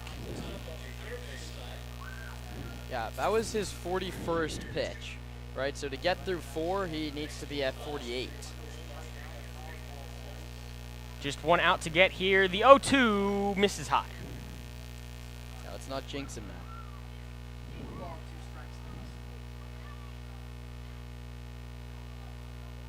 The 1-2 from Laginto. Cut on and missed. Strike 3, the 4th of Laginto's night, and he's well on his way to doing everything he'd hoped and dreamed coming into today. The Stompers with a 3-0 lead through 4.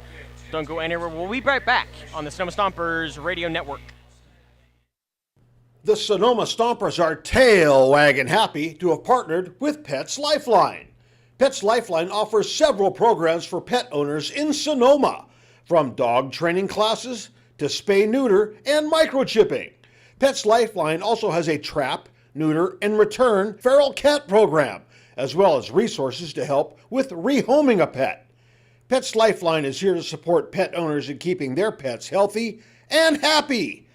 Pets Lifeline is also hosting Bark in the Park on July 29th, so you can bring your pet to a Stompers game.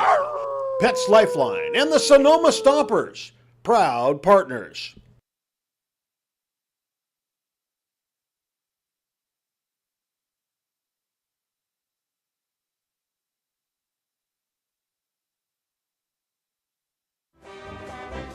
The Sonoma Stompers are excited to have Jacob's Restaurant providing all of our concessions this season. At the ballpark, you'll find Chicago dogs, pizza, and salads, but in their restaurant, you'll find an outstanding menu featuring the best Mediterranean-style offerings in town. Seafood linguine, chicken piccata, ravioli, risotto, pizza, and so much more. Don't forget to try their desserts. Jacob's Restaurant is located on 1266 Broadway, right next to Traintown. Jacob's Restaurant and the Sonoma Stompers, proud partners.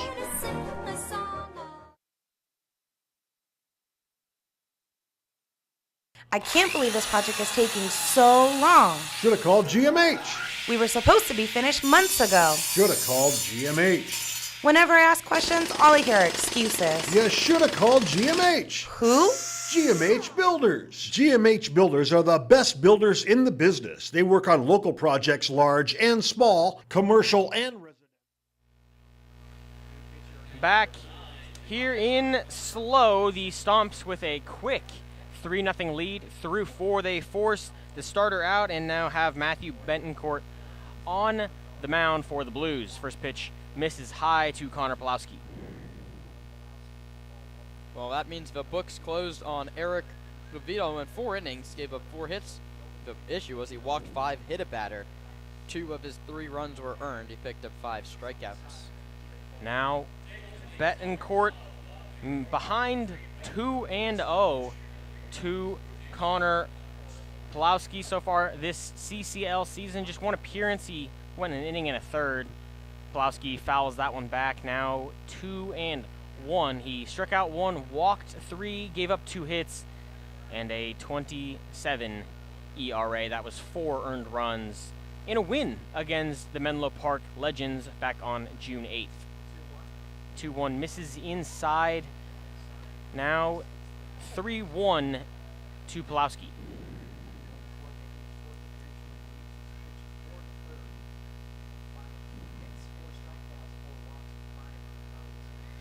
The 3-1 hit into left center field. Ranging over is Raymond, and he makes the grab for the first out of the inning.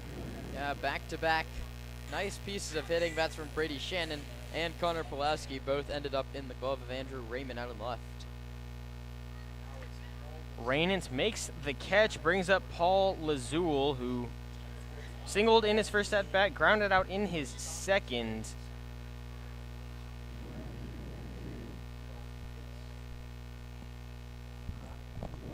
Thanks for joining us. Roman Raffelli, Kieran Costa here on the Sonoma Stompers Radio Network. This one hit 1 hop to short. That's Kate O'Hara throwing across in time. Nearly took Lopez off his feet at first. It's 6-3 for the second out. And Betancourt out of the bullpen, taking a page out of Devin Laginto's book, quickly 2 away. Yeah, Kieran Baker needs to work in that bat here. Baker. Just easy breezy for the first 2 hitters, fly out, ground out.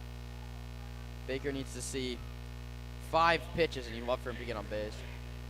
Baker hit by a pitch and a strikeout so far today. First pitch swings and a miss.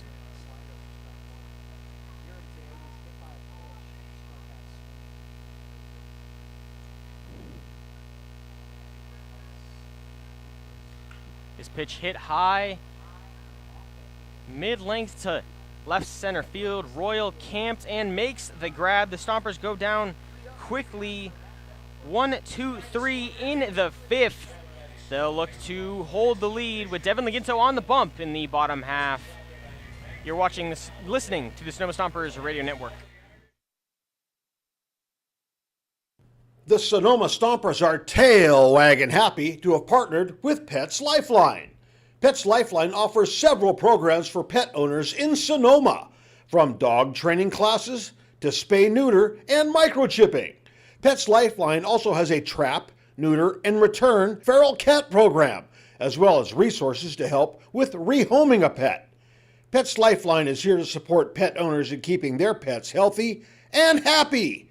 Pets Lifeline is also hosting Bark in the Park on July 29th, so you can bring your pet to a Stompers game. Pets Lifeline and the Sonoma Stompers, proud partners.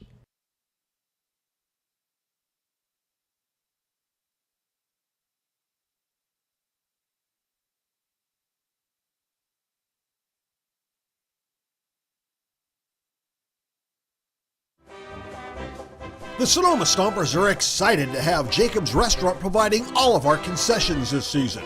At the ballpark, you'll find Chicago dogs, pizza, and salads. But in their restaurant, you'll find an outstanding menu featuring the best Mediterranean-style offerings in town. Seafood linguine, chicken piccata, ravioli, risotto, pizza, and so much more. Don't forget to try their desserts. Jacob's Restaurant is located on 1266 Broadway, right next to Traintown. Jacobs Restaurant, and the Sonoma Stompers, proud partners.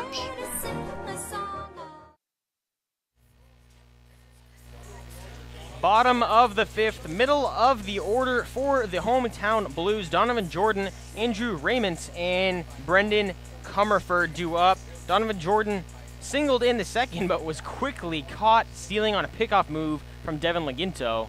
Begins his fifth inning of work with a ball inside.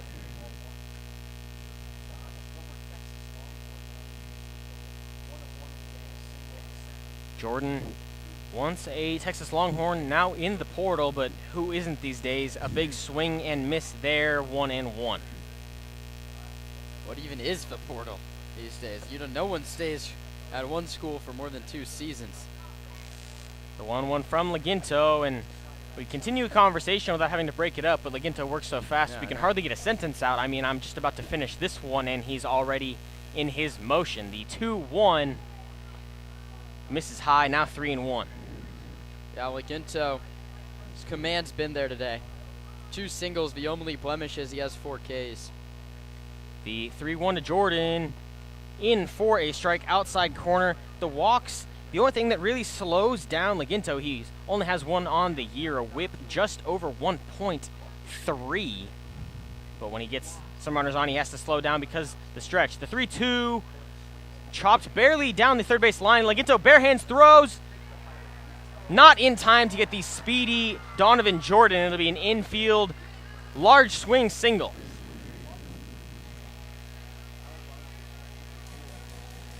You have to get something going. You're not getting hard contact off of Laginto. You somehow, some way need to get on base, and they did it there with a ball that bounced maybe a half inch in front of home plate. Yeah, he put a big swing on it, barely caught the top of it, just dribbled down the third base line. You think Laginto picks back here knowing what happened last time? He does exactly that. It's not quite the outcome last time, but still a good move from Laginto. Andrew Raymond, 2 for 5 entering today. Hits this one right at Colton Boardman, a chance for 2. Steps on it himself, throws in time, 6-3 double play. The Stompers turned 4 last night. They have their first this evening.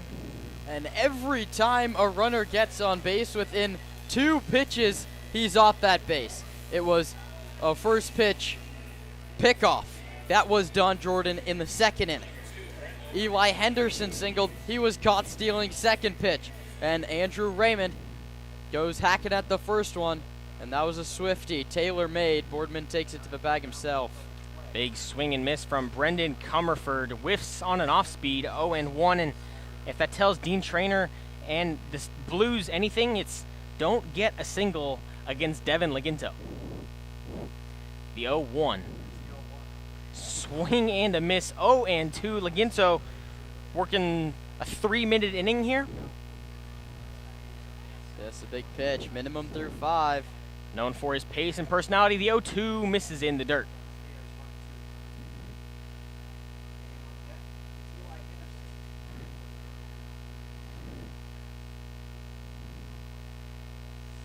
The 1-2 hit hard to Handren at third base. He throws across well in time to get the out. It's 5-3, 1-2-3 for Laginto in the 5th. He's been dominant, puts all 3 runners aboard away quickly. We'll head to the top of the 6th here on the Sonoma Stompers Radio Network. This project is taking so long. Should have called GMH. We were supposed to be finished months ago. Should have called GMH. Whenever I ask questions, all I hear are excuses. You should have called GMH. Who? GMH Builders. GMH Builders are the best builders in the business. They work on local projects, large and small, commercial and residential, and are always there to offer solutions, not excuses. Not only that, but GMH Builders are dedicated members of our own North Bay community. They're deeply committed to giving back and helping others. I would never start a project before calling GMH Builders first.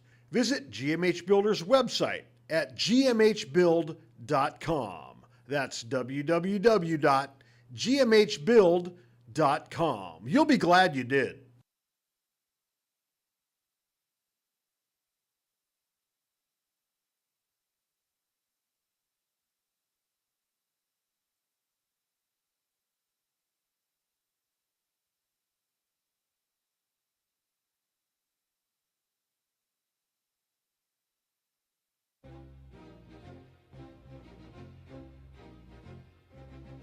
Hey, Stomper fans, if you're looking for roof services, look no further than Crandall Roofing. Crandall's dedicated team of professionals guarantees excellence. From roof repairs to installations, Crandall delivers top-notch solutions with unmatched value. One of the reasons Crandall Roofing stands out is Crandall Roofing uses only Class A fire-rated materials, and Crandall Roofing is certified by the manufacturer, who extend warranties up to 50 years. Not only that, but Crandall Roofing's simple pricing plan ensures absolute transparency. Hey, with straightforward rates and no hidden fees, Crandall Roofing makes roofing solutions easy. Visit their website at crandallroofing.com or call 707-586-2500. Let your next roof be your last roof. Crandall Roofing, Diamond certified and proud partners with the Sonoma Stompers.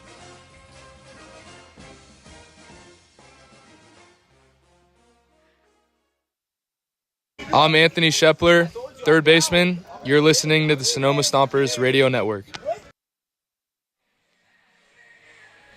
Anthony Shepler, who you just heard from, due up to lead off the inning here on the Sonoma Stompers Radio Network. Roman Raffelli, Kieran Costa flying through this game so far. First pitch was at 6:09. It is 7:27 here in San Luis Obispo, and we're at the top of the sixth. Just evening out after the 12-inning, 4-hour game last night. Well, this one's not over until it's over. I won't declare victory for the Stompers until the last out was recorded and the umpires had their meeting, or however the Stompers have lost out after out this season. Shepler takes strike one. The Stomps with a 3-0 lead through 5. Devin Laginto been great on the bump. That one misses low and out, 1-1. Laginto giving up 3 singles, but none of them have reached second base. A double play. The minimum. He's been great. Faced the minimum. What he told us he was going to do today, he was going to go out there and be nails. This one hit sharply into right field for a single for Anthony Shepler. I think Zach Pace wants this one to be 14-0 like it was against San Francisco, and that is not going to happen, but you have to get these runners on, over, and in. That brings up Ben Sebastiani. He walked and scored in the 4th. He entered today's game batting .200. He's had limited plate appearances, but has made some good approaches and is getting some more run. This one hit softly into center field. E.J. Royal camped and makes the grab. Stompers are attacking early against Betancourt. They see a pitch they like, they're swinging, and Shepler so far the only one successful. And it was fly out, ground out, fly out in the 5th. Matthew Betancourt's first inning of work. It was a quick one. Brings up Colton Boardman, his 4th at-bat in 6 innings. He's got a single, a strikeout, and a pop-out. First pitch misses low and in. He bunted for that single. It forced an error for Brendan Comerford. He threw it well into right field. Boardman found himself on third base.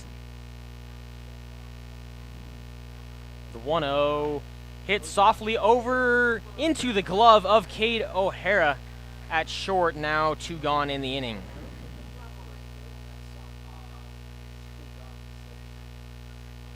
Two gone in the 6th for Max Handren, a walk, a strikeout, and a single in tonight's ballgame.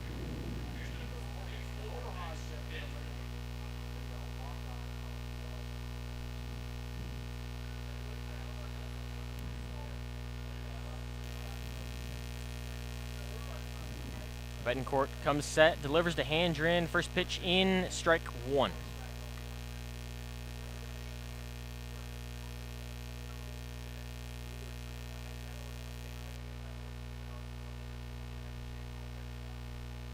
The 0-1 misses inside to the former Cal baseball player, now ACC, formerly Pac-12.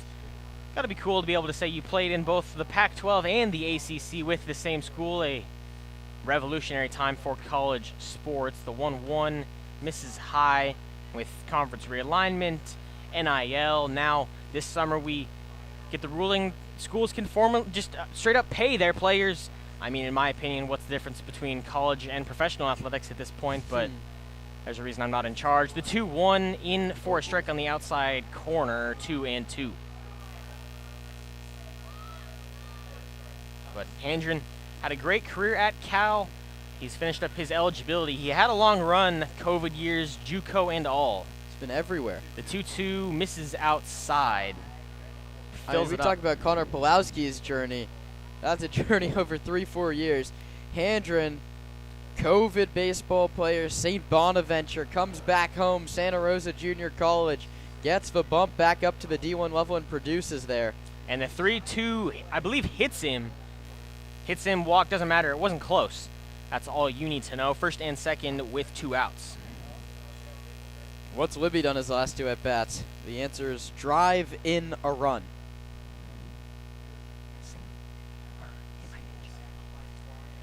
So the hit by pitch brings up, you said it, McCann Libby, who is 1 for 3 with a sac fly and a single.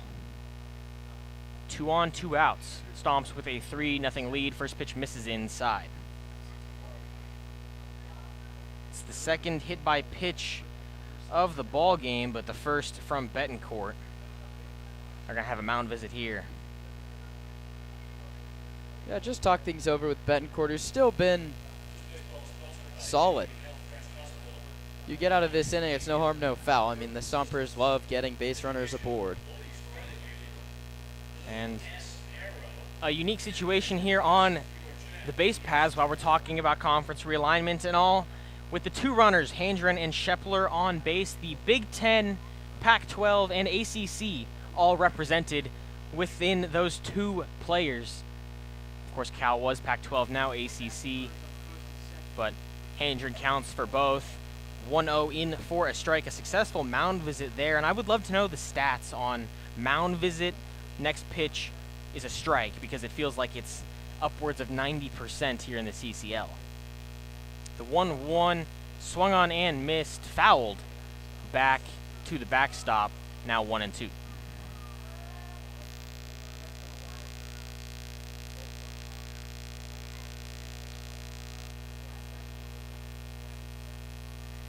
The 1-2 Betancourt set to deliver to Libby. The 1-2 hit hard right at the shortstop, O'Hara. He's going to toss it over to second for a fielder's choice. 6-4. The Stomps put 2 on but can't score any. We'll head to the bottom half of the 6th here on the Sonoma Stompers Radio Network.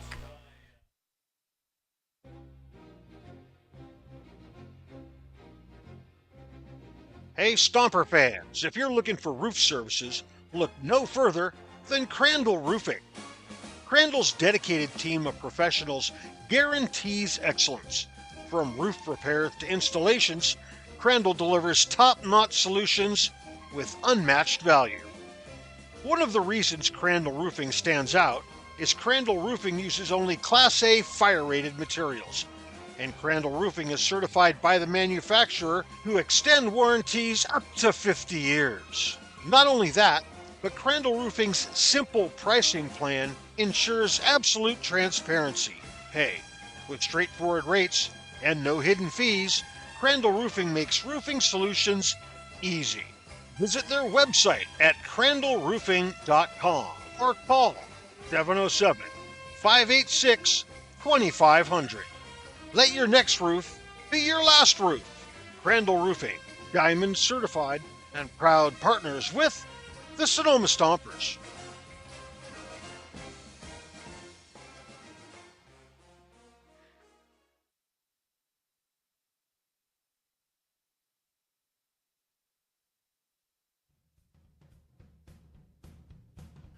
The Sonoma Stompers are proud to have partnered with Valley of the Moon Flooring. Valley of the Moon Flooring provides a wide range of flooring materials at competitive prices with expert installations and exceptional customer service. Valley of the Moon Flooring owner Jason Palter is committed to providing both excellent service as well as supporting the community he grew up in. Valley of the Moon Flooring and the Sonoma Stompers, proud partners. The Sonoma Stompers invite you to try Nana's Olive Oil. Nana's estate-grown extra virgin olive oil is made from olives grown on the property of... I'm Devin Laginto. I'm a pitcher for the Sonoma Stompers, and you're listening to the Sonoma Stompers Radio Network. Devin Laginto begins the bottom of the sixth with a ball low to Eli Henderson. Entered today 2 for 4 on the season. He's got a walk, but was caught stealing a 2-4 from Connor Pulowski behind the dish. Was in the third inning.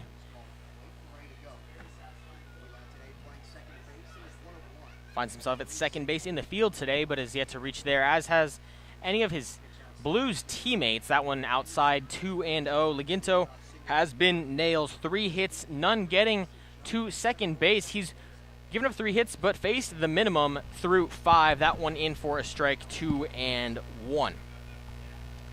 That biggest thing, though, no free passes. Another thing we talked to Zach Pace about yesterday is guys are making the adjustment, and I might have just jinxed it. It's 3-1, not done yet, but the free passes did come back to hurt the Stompers significantly. 3-1 hit right back up the middle. It's a single, but as we mentioned last bottom of the inning, you might not like that if you are the Blues. First 3 singles have been erased, but this is where I want to see immediate action in the Stomper bullpen. You've been burned by letting your guys go too long, and Zach Pace said it. There's no issue with our arms. We have a lot of them. Gent's good to go. Pelja good to go. There's guys that are ready to work, and I understand if Laginto's been so good, but you have just a 3-0 lead, and I can tell you one person in this ballpark that knows how quickly a 3-0 lead can evaporate. He picks back. It hits the umpire, so the Stompers get a huge gift. The ball in the dirt to Lazul hit first base umpire in the leg and did not go rocketing down the right field line. Yeah, and coming into this game, we were talking about how runners getting on base could be an issue for Laginto specifically because it gets him out of his rhythm. He likes to get it and go. He's now picked over 3 times without coming home. The third move over. He's rewarded with some boos from the fans of the Blues. Comes set, delivers, misses high to Sebastian Lopez, 0 for 1 with a strikeout. Henderson was caught stealing last time he was on. He doesn't go here. This one hit hard at Colton Boardman, makes the snag, tosses to McCann Levy at second, on to first. Not in time. A heck of a play from Colton Boardman. He had to retreat on that one, pick the short hop, and then whip around, get the out at second. It's an FC fielder's choice. Anyone scoring along at home, 6-4, and Lopez is on first. Yeah, Colton Boardman's made a couple nice plays out at short today. He's been tested 1, 2, 3, 4. Now this is his 5th time. He has one unassisted double, took it to the bag to start a 6-3 double play. Brings up Charlie Caruso, who takes ball number 1, and believe it or not, no runners on second base still in this one. 4 singles, all cut down before the middle of the infield. The 1-0 hit softly to the left side. Boardman not going to be able to go 2 here. Goes to first, and it bounces over the glove of Lazul down the right field line. He gets it into home plate, but I'll take the announcer's jinx there. Second and third now with 1 out. I believe it'll be an E6 on Colton Boardman and Aaron Thoreau. Yeah, that was a double announcer's jinx from us. You said no one's gotten to second base, and I said Colton Boardman passed all 5 tests that he's faced, and right on cue. It's a error charge to Colton, and now 2 runners in scoring position, and more importantly, the tying run at the plate in a man that's torched the Stompers and E.J. Royal. And there's also motion, like you mentioned, in the Stomper bullpen. First pitch to Royal misses low.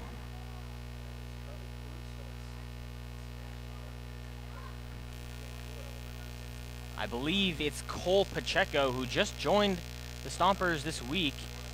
The 1-0 now misses high, 2-0.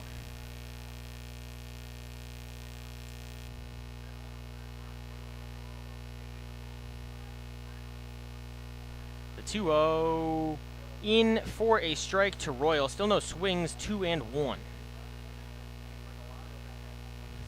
Second and third, Stompers lead 3-0 here in the bottom of the sixth. One gone. Leginto delivers inside, 3-1. Devin working into a little bit of trouble in the sixth. I mean, we've mentioned time and time again, minimum through 5, but he's laboring, really laboring in the sixth as the pitch count continues to climb. 3-1 finds the outside corner. Still no swings from Royal. We saw Devin work out of several scary situations against the Alameda Merchants, his best outing of the year. Gave up 2 runs on 5 hits, struck out 8. Biggest one that he's under the 70 pitch mark. The payoff pitch hit right back at Devin under the glove into center field. This single with 1 out scores 2 for the hometown Blues. What can E.J. Royal do to this ball club?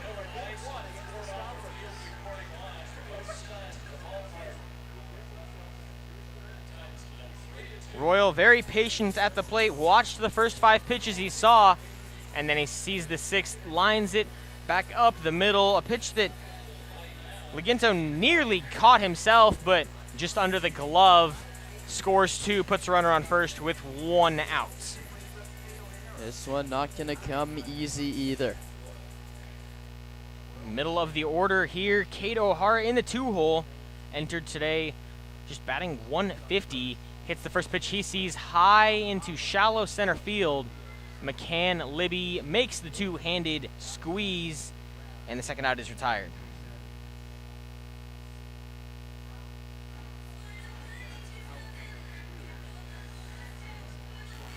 Brings up Mason Ashlock, hitting .303, entering today's ball game. He's 0 for 2 with his 11th strikeout of the CCL campaign, one of them.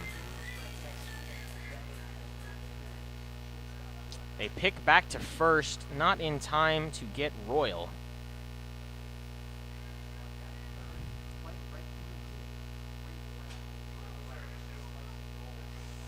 First pitch fouled back. Leginto ahead 0-1 to Ashlock.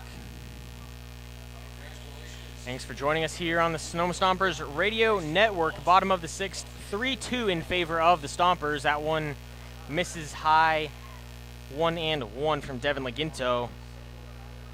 And anyone who's coming over from the College World Series or has been here the whole time, a score update. It's gone final between the Omahogs of Arkansas and LSU, a walk-off. Go Tigers. That's not G-O, it's G-E-A-U-X.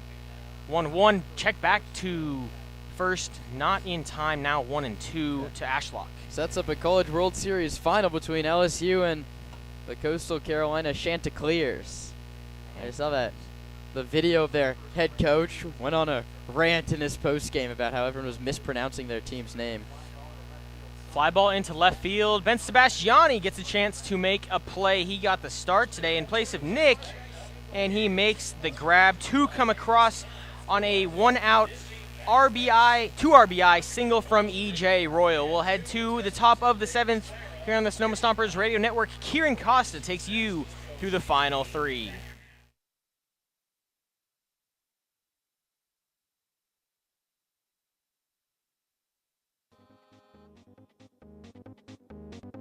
Hey bud, let's party! That's right, you can book your next party or group event right here at a Stompers game. Woo! Birthdays, company get-togethers, bachelor parties, bachelorette parties, pre or post-wedding parties, you name it. For reservations and information on how you can book a group event in the beer garden, in the left field oasis, or our new group area, the Champagne Club, Call our fan shop at 707-938-7277 or email info@stompersbaseball.com.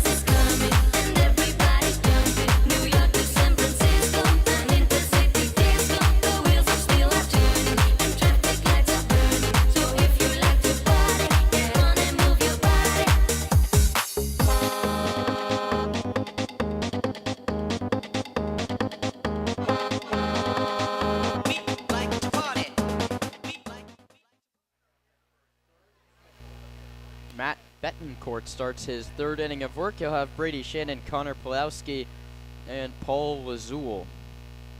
The first one hits Brady Shannon. Square in the back, he'll head to first. Leadoff man aboard for Sonoma. And we talk so much about shutdown innings, Roman. Kenny Meimersdorf, the newly married Stompers coach, that's his favorite stat to talk about. The Stompers have a shutdown inning both times they've scored. They're looking to ruin the shutdown inning for the Blues, who got two back in the last of the sixth, and they're set up nicely to do it.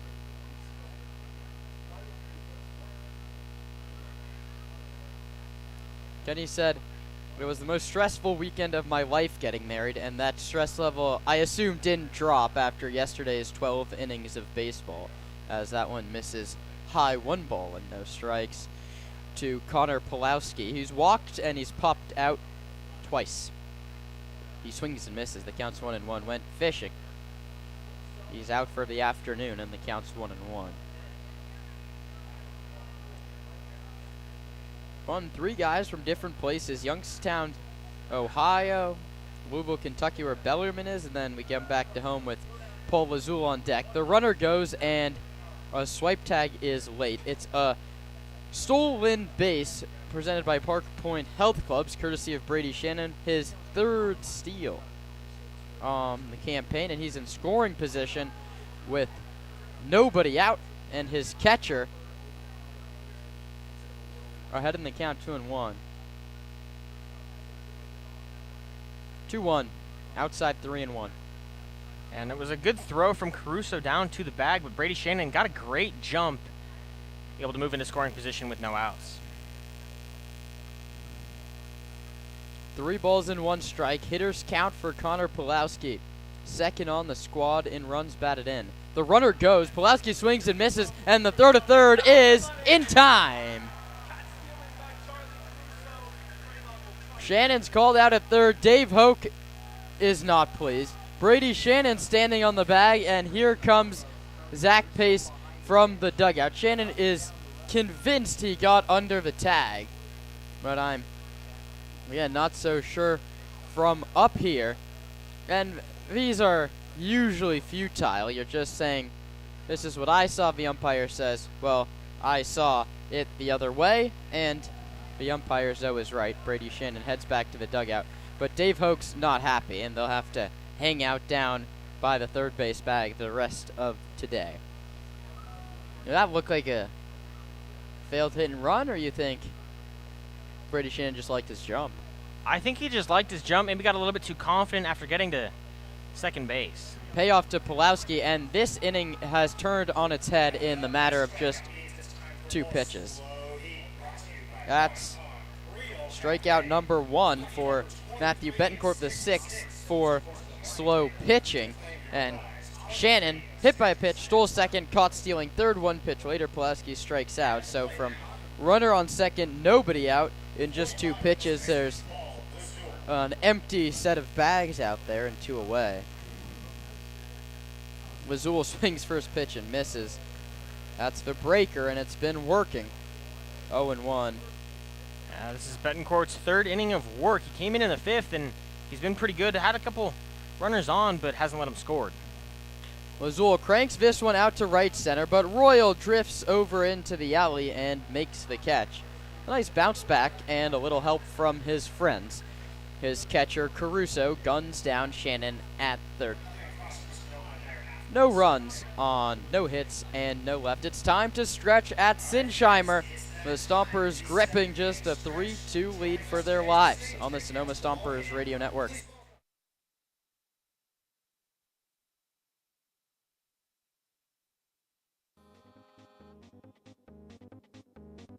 Hey bud, let's party! That's right, you can book your next party or group event right here at a Stompers game. Woo! Birthdays, company get-togethers, bachelor parties, bachelorette parties, pre or post wedding parties, you name it.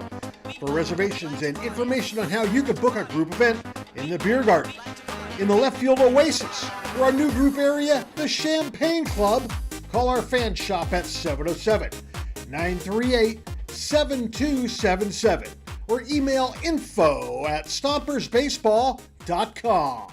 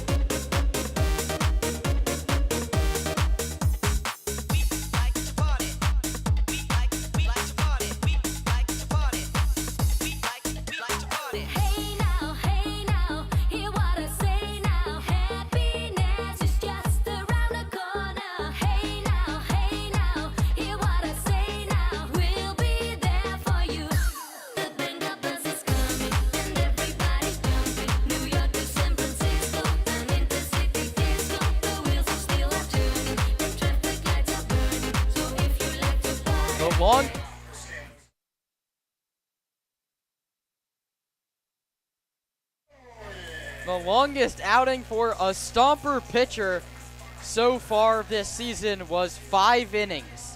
Devin Laginto toes the slab in inning number 7, and he has to deal with Don Jordan, who's singled off him twice today.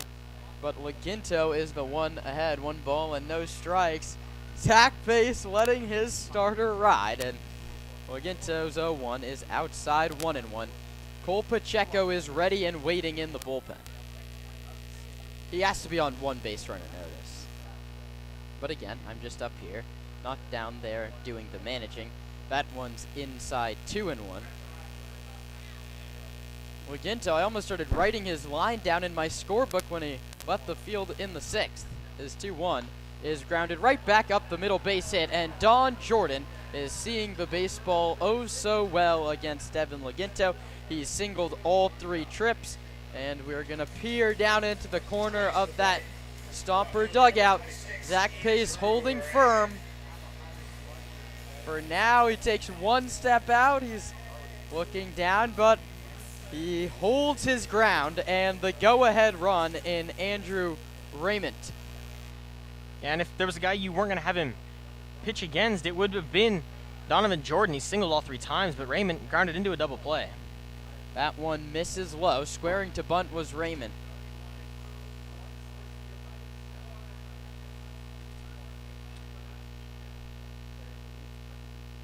Jordan leads off first. He was picked off the first time. Raymond tries a bunt, and it hits off Pulowski well in foul territory. The count's 1-1. 3-2 Stompers, bottom of inning number 7 at Sinsheimer Park in San Luis Obispo.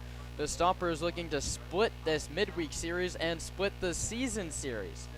Two of the longest tenured baseball organizations in the CCL North have turned in thriller after thriller over the years and have delivered again the past 2 nights. That's one grounded through the left side. It's back-to-back singles, and Zach Pace is on his way to the mound before that ball even got back to the infield. Zach Pace let his pitcher ride into inning number 7, and he's made the job for his reliever a whole lot harder. Cole Pacheco is going to have to work out of a jam. Either way, Devin Laginto has turned in 6+ very strong innings for Sonoma.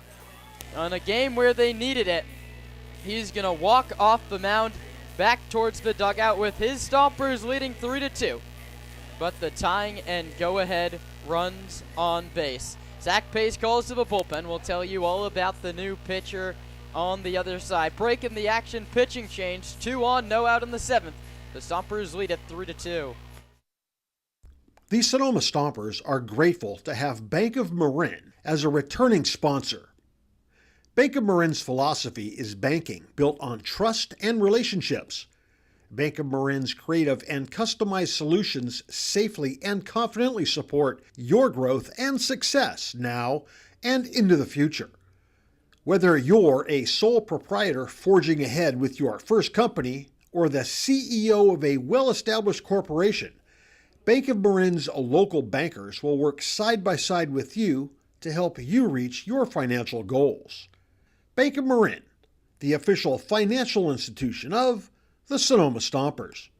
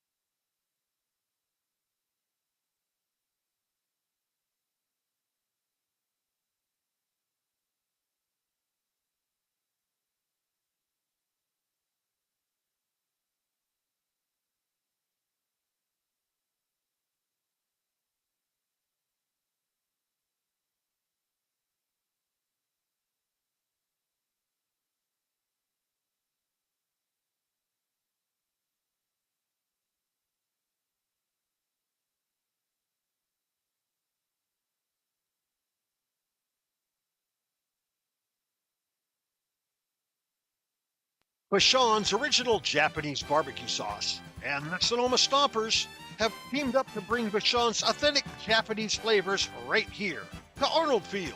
Bashan's original Japanese barbecue sauce was born from founder Justin Gill's multi-generational family recipe that was passed on down to him by his Bashan. Haroon Pelja's the new arm for Zach Pace, and he inherits a mess. First and second with nobody out in inning number 7. 2 games, 1 start for Pelja, 2 earned runs over 8 innings, 9 strikeouts to 2 walks. He faces Comerford, who's telling everybody in this ballpark that he's going to bunt, and Pelja's still checking the runner at second, and he picked off Don Jordan. Don Jordan dancing off the bag. He's tagged by Boardman. The third is second for 2. It's a double play. It's a double play pickoff from Haroon Pelja. I've never seen anything like it in my life. How do you like that? And Devin Laginto in the third base dugout just had a massive sigh of relief. Dean Trainer's going to go out and argue, but I think who he has to argue with is whoever does the base running coaching on his staff.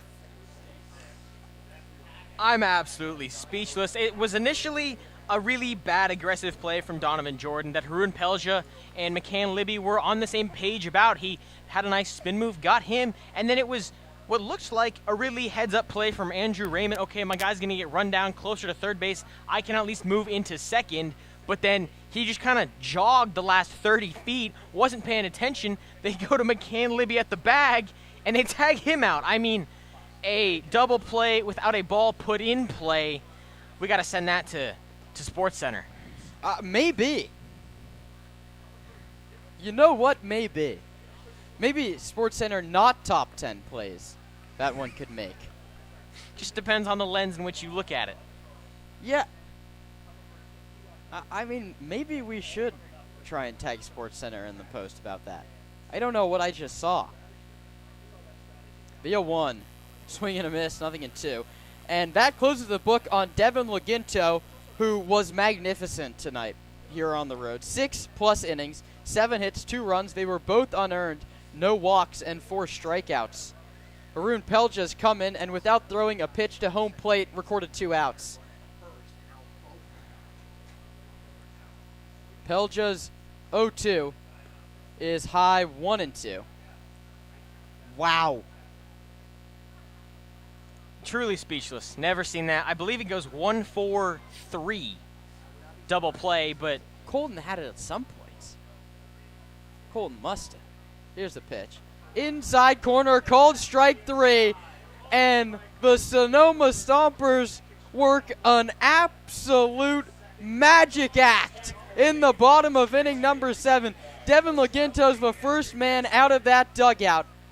Zach Pace wants a vocal leader on this ball club. He just found one in today's starting pitching.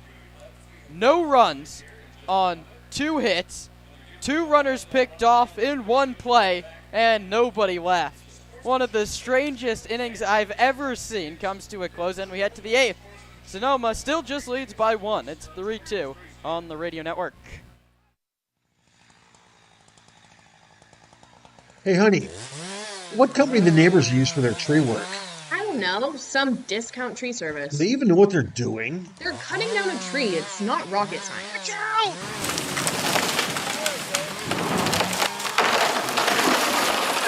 Cutting down a tree may not be rocket science, but you do need a professional trained in the arbor sciences to do it right. Call Arbor MD to make sure your tree work is done with care by a certified arborist. Arbor MD provides expert tree care, including pruning and pest control. Don't hire a discount tree service to save money. Hire a professional tree doctor. Hire Arbor MD. Go to arbormd.com or call 415-250-2012.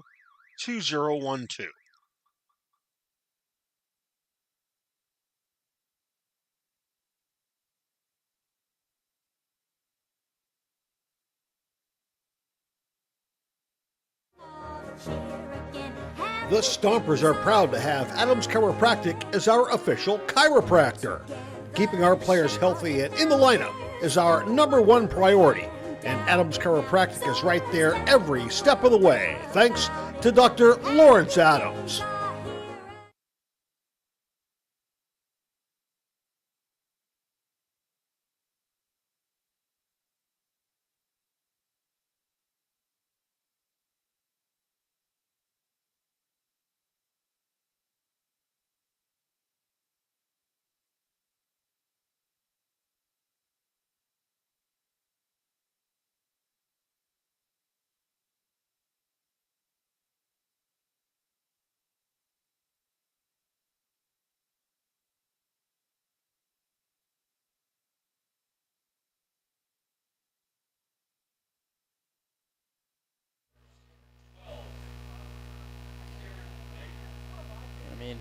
What's the phrase? 7 heaven. That's exactly what the 7th inning was for Sonoma.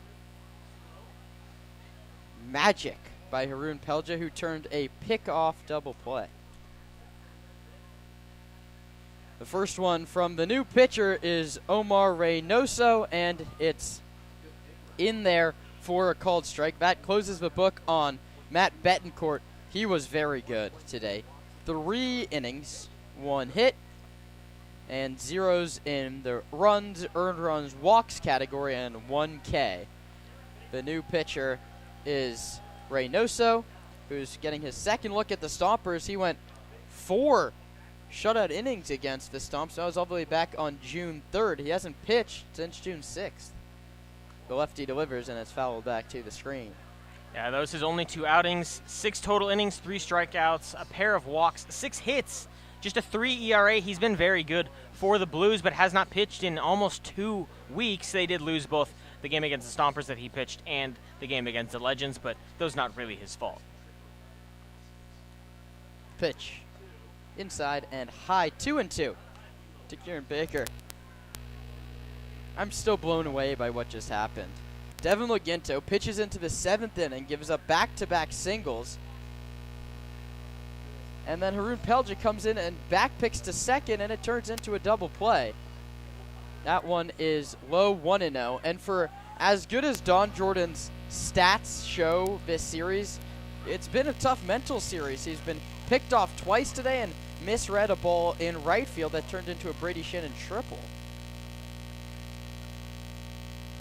Payoff coming, Reynoso to Baker, and it's fouled back to the screen. The battle will continue. There's no action in the Stomper bullpen, so it's Pelja's 8th inning. It only took him 4 pitches and a back pick to get through the 7th, and he came into a situation, first and second, nobody out. The situation here is no on, no out, but payoff to Baker with the Stomps up 3-2 in the 8th. Low ball 4.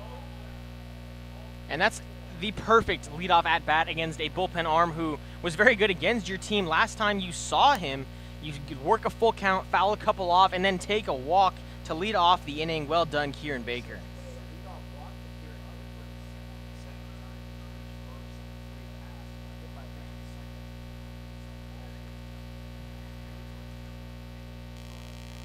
Stompers need to add an insurance run. The Blues were the victors thanks to a 3-run 9th inning yesterday and then a walk-off in the 12th. Shepler is squared to bunt and pulls it back, takes a strike at the knees. It seems like not a bad, below the knees, a nice place to bunt it. Yeah, that's exactly the pitch you want. A little in on the hands can make it a bit tough, but harder to have some real trouble on the bunt. Shepler squares around again on an 0-1. Reynoso pitches, and it's pulled back, and it's a called strike again.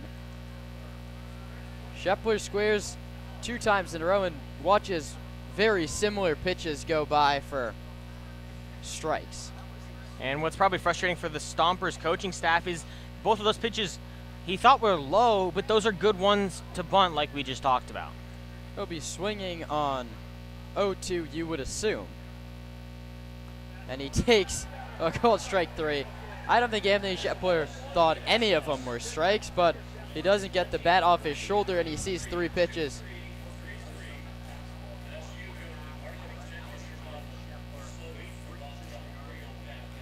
That's the second time Shep's been retired via the K. That brings up Ben Sebastiani. And I'm all for giving your guys off days, and you have a bus ride and a quick turn tomorrow, but you have Nick Sebastiani and Landon Akers on the bench. The runner goes, but throw to second beats him, and the tag does too. The Stompers make outs on the bases of their own. That's caught stealing. They return the favor. There's 2 away, and that's the last 2 Stomper base runners have been erased on base running miscues, and actually saw the last 2 slow base runners. Not the cleanest game of baseball.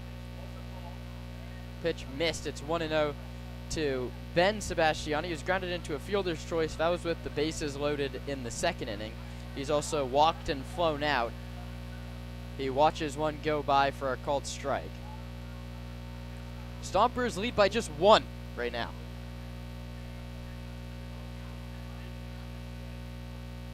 Sebastiani comes up empty, 1-2.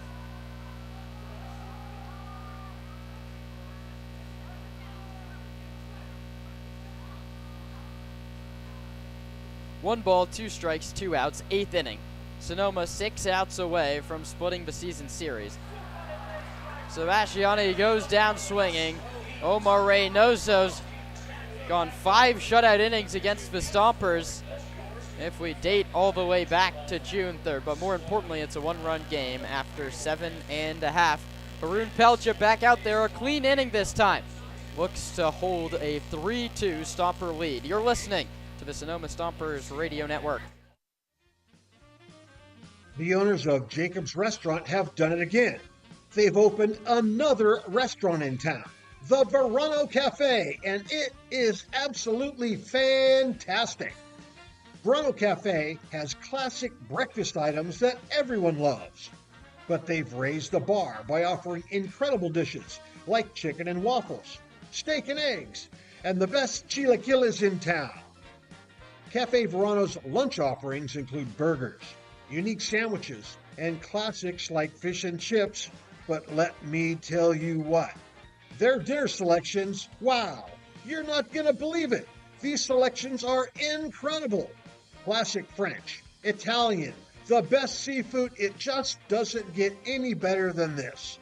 Verano Cafe, located on the corner of Highway 12 and Verano Avenue. Wow, check it out.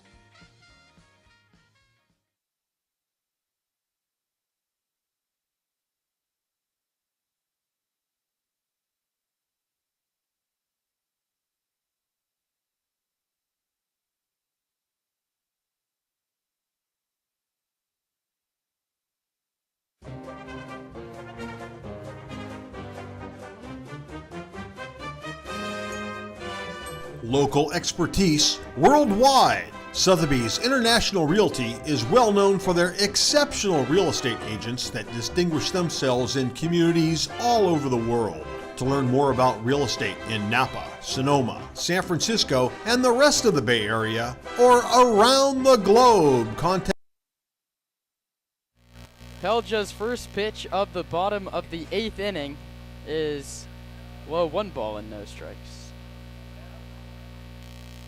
Pelja came in and got a pickoff double play. And he now faces Henderson, Lopez, and Caruso.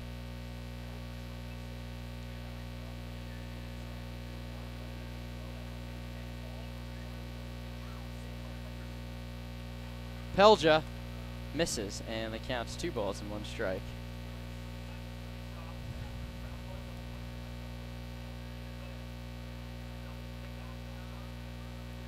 Pelja got the double pickoff and then a K. His 2-1 is bounced foul down the first baseline, gloved by Lazul there. The Stompers had a 3-run lead going to the bottom of the 9th inning yesterday. A 3-run rally from slow sent us to the 10th, and then the 11th, and then they finally won it in the 12th. The Stompers would feel lucky with a 3-run cushion. Right now it's just 1. And Eli Henderson singled twice against the starter Laginto. The righty Pelja to the lefty Henderson is popped up out of play down the 3rd baseline. And the count holds at 2 balls and 2 strikes.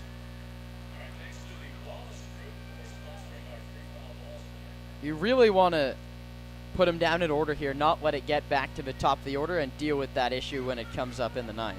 2-2 inside, and it hit him, and you'll need a double play to do that now.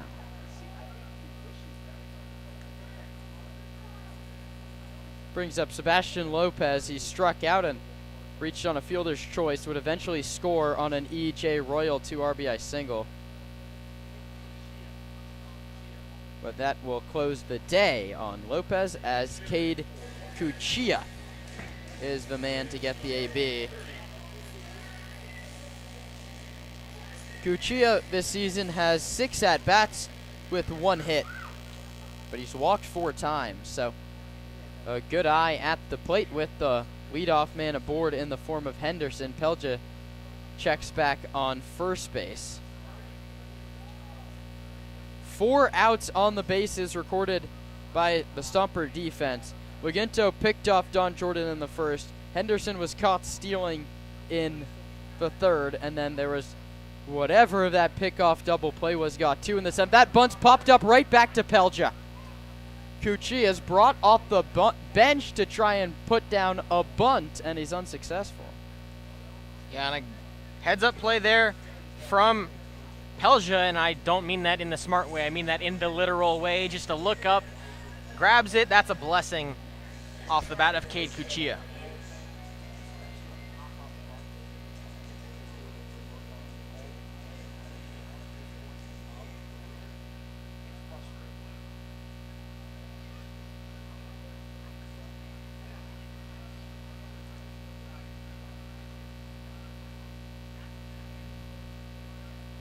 First one misses to Charlie Caruso.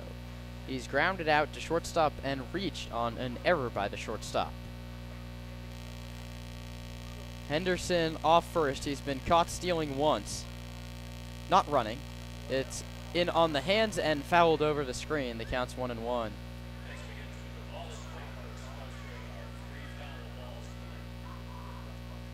Stompers looking for a double play, something they've done often over this 2-game set. Pelja working 1-1 count with a runner at first and 1 out as the Stompers lead it 3-2 in the bottom of the 8th inning. There's been double barrel action at times behind him in the bullpen. Olvera at one point, Pacheco at one point. There's arms available. The 1-1 from Pelja. Runner doesn't go, and it's line foul. Same pitch. That one is line drive foul. Just didn't have as much air under it as the others did. And the Stompers, I think, have turned 2 double plays. I don't know if you really rule the pickoff mess a double play, but they had 4 last night. So if we count the pickoff thing as a double play, that's 6 in just 18 innings, 17 innings.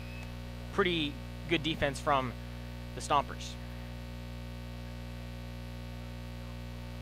A check on first. In safely is Henderson with the dive.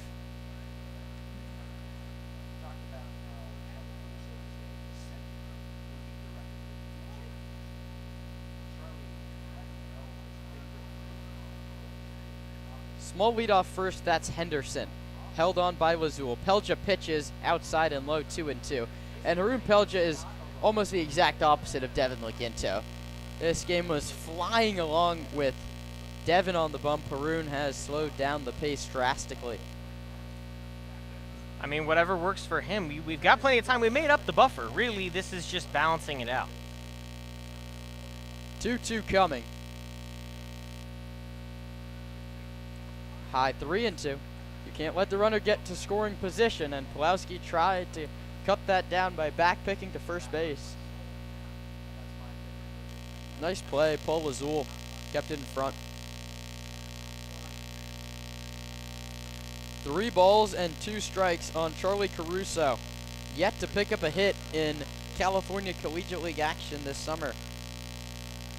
The righty Pelja to the lefty Caruso. Runner goes swing and a miss. Pulowski's throw to second is into center field, but Kieran Baker right there to back it up. So you trade an out for a base. Stolen base, Eli Henderson. Strikeout, Charlie Caruso. That's the second K for Pelja. And now E.J. Royal, who's absolutely killed the Stompers in this series. He was on base 4 times yesterday. He had the walk-off single in the 12th. He had both runs batted in today's ball game against Devin Laginto. If he can find the outfield grass here, this one's all but guaranteed to be tied, and Mike Nunez gets time granted very late and heads out to the mound. He says, infield, you guys don't have to join us on this one. It's just going to be Pulowski, Pelja, and the pitching coach, Mike Nunez. This was maybe just settle him down, or maybe he's picked up something on Royal. There's a lot to pick up, and he's been crushing Sonoma over a game and a half. Well, this can also just be a bit of a warning, like, hey, this guy has torched us. Here's what we've noticed. He can't hit the ball low or inside. How do we want to pitch him? Maybe you want to pitch around him, try to get him to have some weak contact on a ball out of the zone, or you are okay giving up the bag, but you want to try to make him really earn it, and then you can face Kato Hara, who's 0 for 3 on the night, and try to get an easier ground ball there, or just an easier out, not the guy who came into the hitting .371 and has a single. Tying run at second base, 2 outs in the 8th. Mono-y-mono, Pelja and Royal. First pitch, breaking ball, called strike 1. Or it could have been as simple as, hey, let's pitch this guy backwards, start with the off speed, and then go from there. Let's see if Mike Nunez's mound consultation pays off. The runner at second base is Henderson. The hitter is Royal, and the pitch is called a ball outside.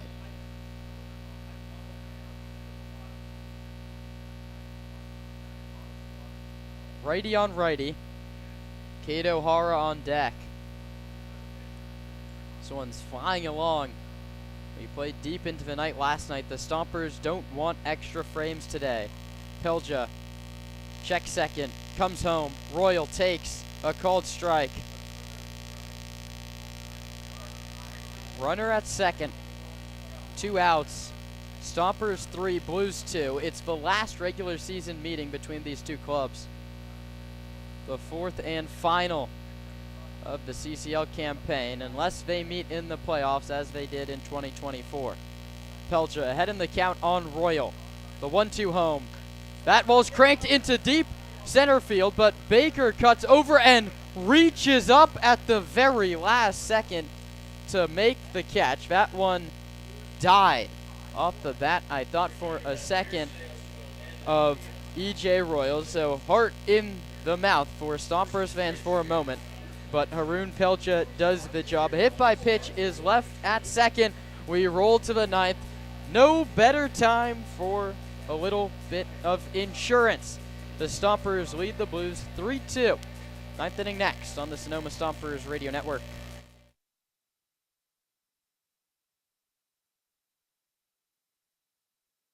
The Sonoma Stompers are tail wagging happy to have partnered with Pets Lifeline. Pets Lifeline offers several programs for pet owners in Sonoma, from dog training classes to spay-neuter and microchipping. Pets Lifeline also has a trap, neuter, and return feral cat program, as well as resources to help with rehoming a pet. Pets Lifeline is here to support pet owners in keeping their pets healthy and happy. Pets Lifeline is also hosting Bark in the Park on July 29th, so you can bring your pet to a Stompers game. Pets Lifeline and the Sonoma Stompers, proud partners.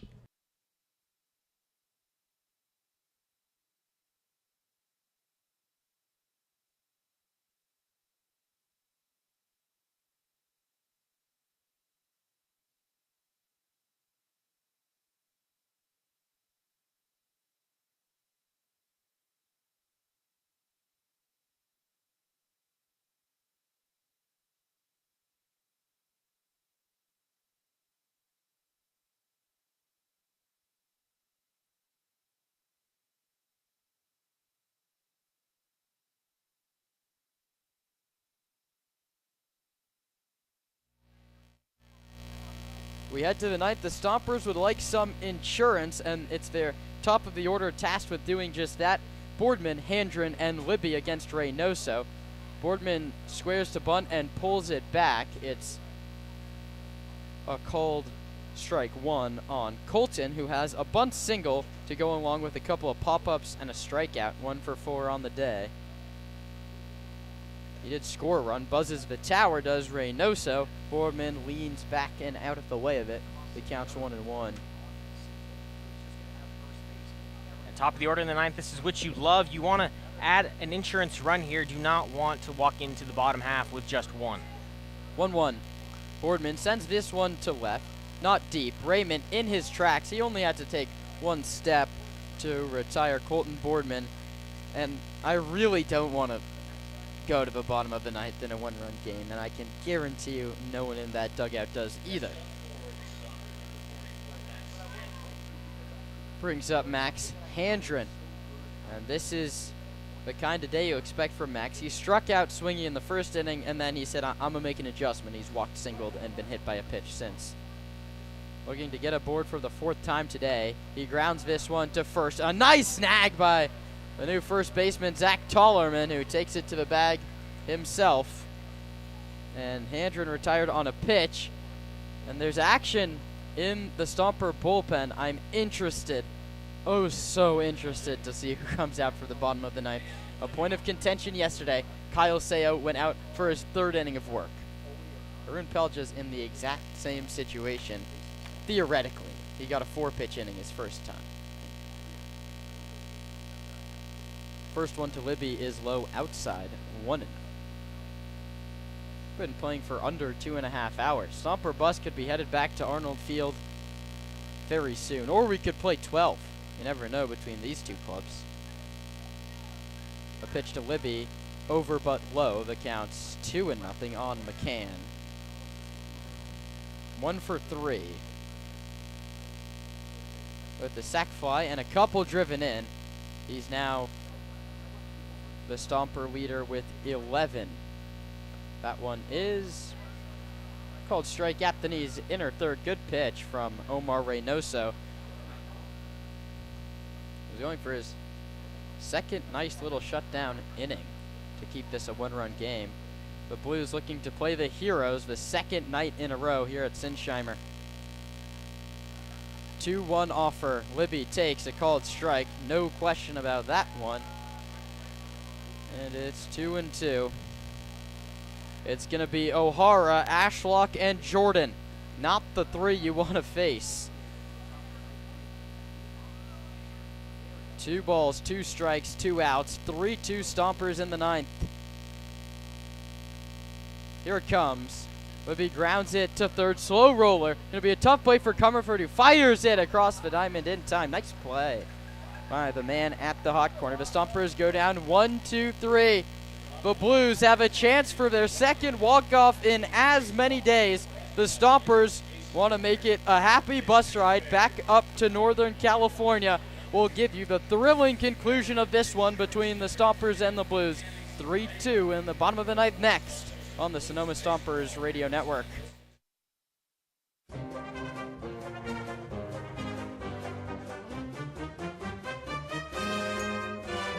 Local expertise worldwide. Sotheby's International Realty is well known for their exceptional real estate agents that distinguish themselves in communities all over the world. To learn more about real estate in Napa, Sonoma, San Francisco, and the rest of the Bay Area, or around the globe, contact Sotheby's International Realty Wine Country Brokerage at 707-935-2288. That's 707-935-2288. Sotheby's International Realty.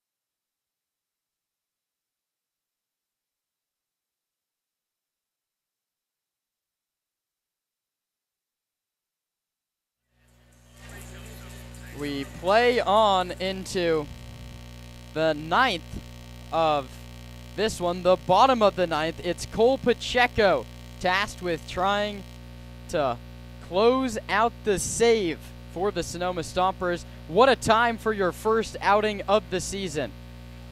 Pacheco in 2025 at Southern Indiana pitched just 1.1 innings. It's his second stint in Sonoma, just 2.1 innings for the Stomps in 2024. He delivers swing and a miss, nothing in 2. Hard fastball from Cole Pacheco.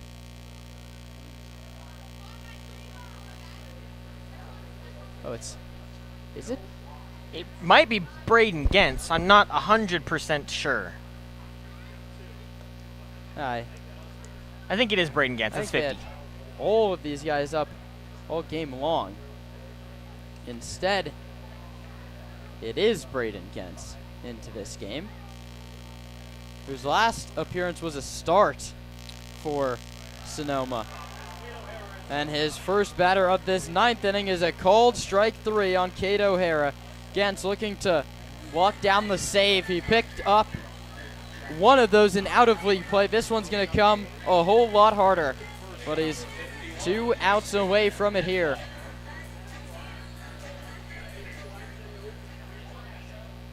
Pelcha, 2 innings, 1 hit by pitch, 2 strikeouts.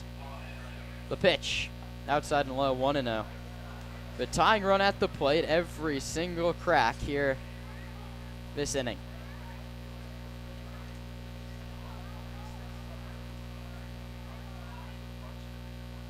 (1-0) from Gentz. In there for a called strike, 1-1. Braden already looks so much more comfortable in a reliever role. Yeah, pitchers, some of the most kind of neurotic people you'll meet, very routine-based. That start just kind of took him out of his comfort zone. 1-1, up high, 2-1.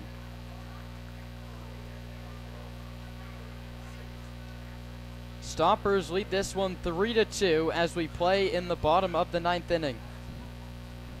Gentz, a righty out of Pepperdine, rocks and fires. 2-1s hit hard but foul.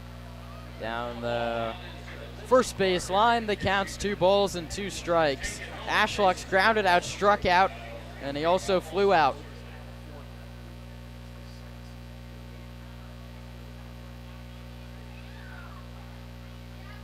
(2-2). Struck him out swinging. Back-to-back Ks to start the 9th, and the Stompers are 1 out away from guaranteeing a season split, but the Stompers had 3 chances, being 1 strike away from winning it last night. That one ended in a Blues victory. And Don Jordan, a guy that singled not once, not twice, but thrice on the evening, digs in. Well, and to go along with those 3 singles, he's been caught on the paths not once, not twice, but thrice. Jordan swings first pitch and fouls it off. The count's 0-1. He was picked off first base, erased on a double play, and then picked off second base. The 0-1 coming from Gentz with 2 outs in the 9th. Delivers. Jordan takes a called strike 2. And this is sort of where we were last game. It's like, this is set point number 1 for Sonoma. They lost both set points in yesterday's game, if you want to use this tennis metaphor. 0-2. Jordan grounds it to shortstop. Boardman's going to have to charge. It's going to be a close play. Not in time, says the first base umpire. And this ball game will continue. And it's the 4th single from Jordan. That ball hit the ground about 10 feet in front of home plate. Didn't really get another bounce, just slowly rolled through the grass. It's fairly thick cut. Boardman just did everything he could there, but a ball hit that slowly to him. Really tough to make a play.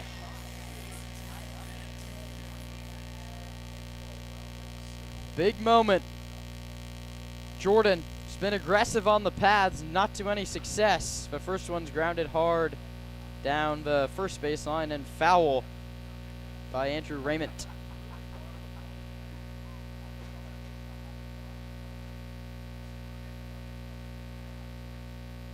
No balls and 1 strike to Andrew Raymond.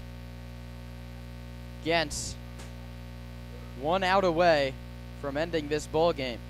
He comes home. It's hit hard but foul down the left field line. If that ball gets in the corner, it's all sorts of trouble. Jordan, don't be fooled by the 3 different pickoffs. He's the fastest guy on this roster, probably in this ball game. You do not want him in motion. Stompers 1 strike away yet again. The 0-2. That's bounced to first. Lazul gloves it, takes it to the bag himself.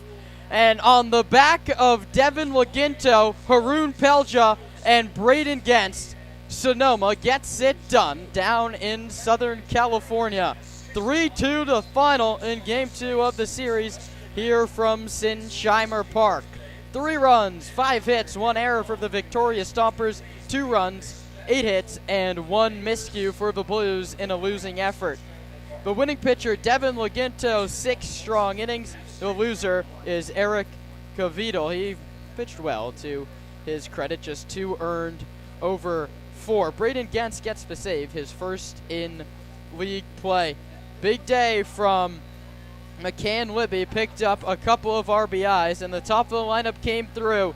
2 RBI singles in that 4th inning with 2 outs by Handren and Libby. Stompers went up 3-0. They saw it get down to 3-2, but the squad and the Road Grays are the victors here on a Wednesday evening.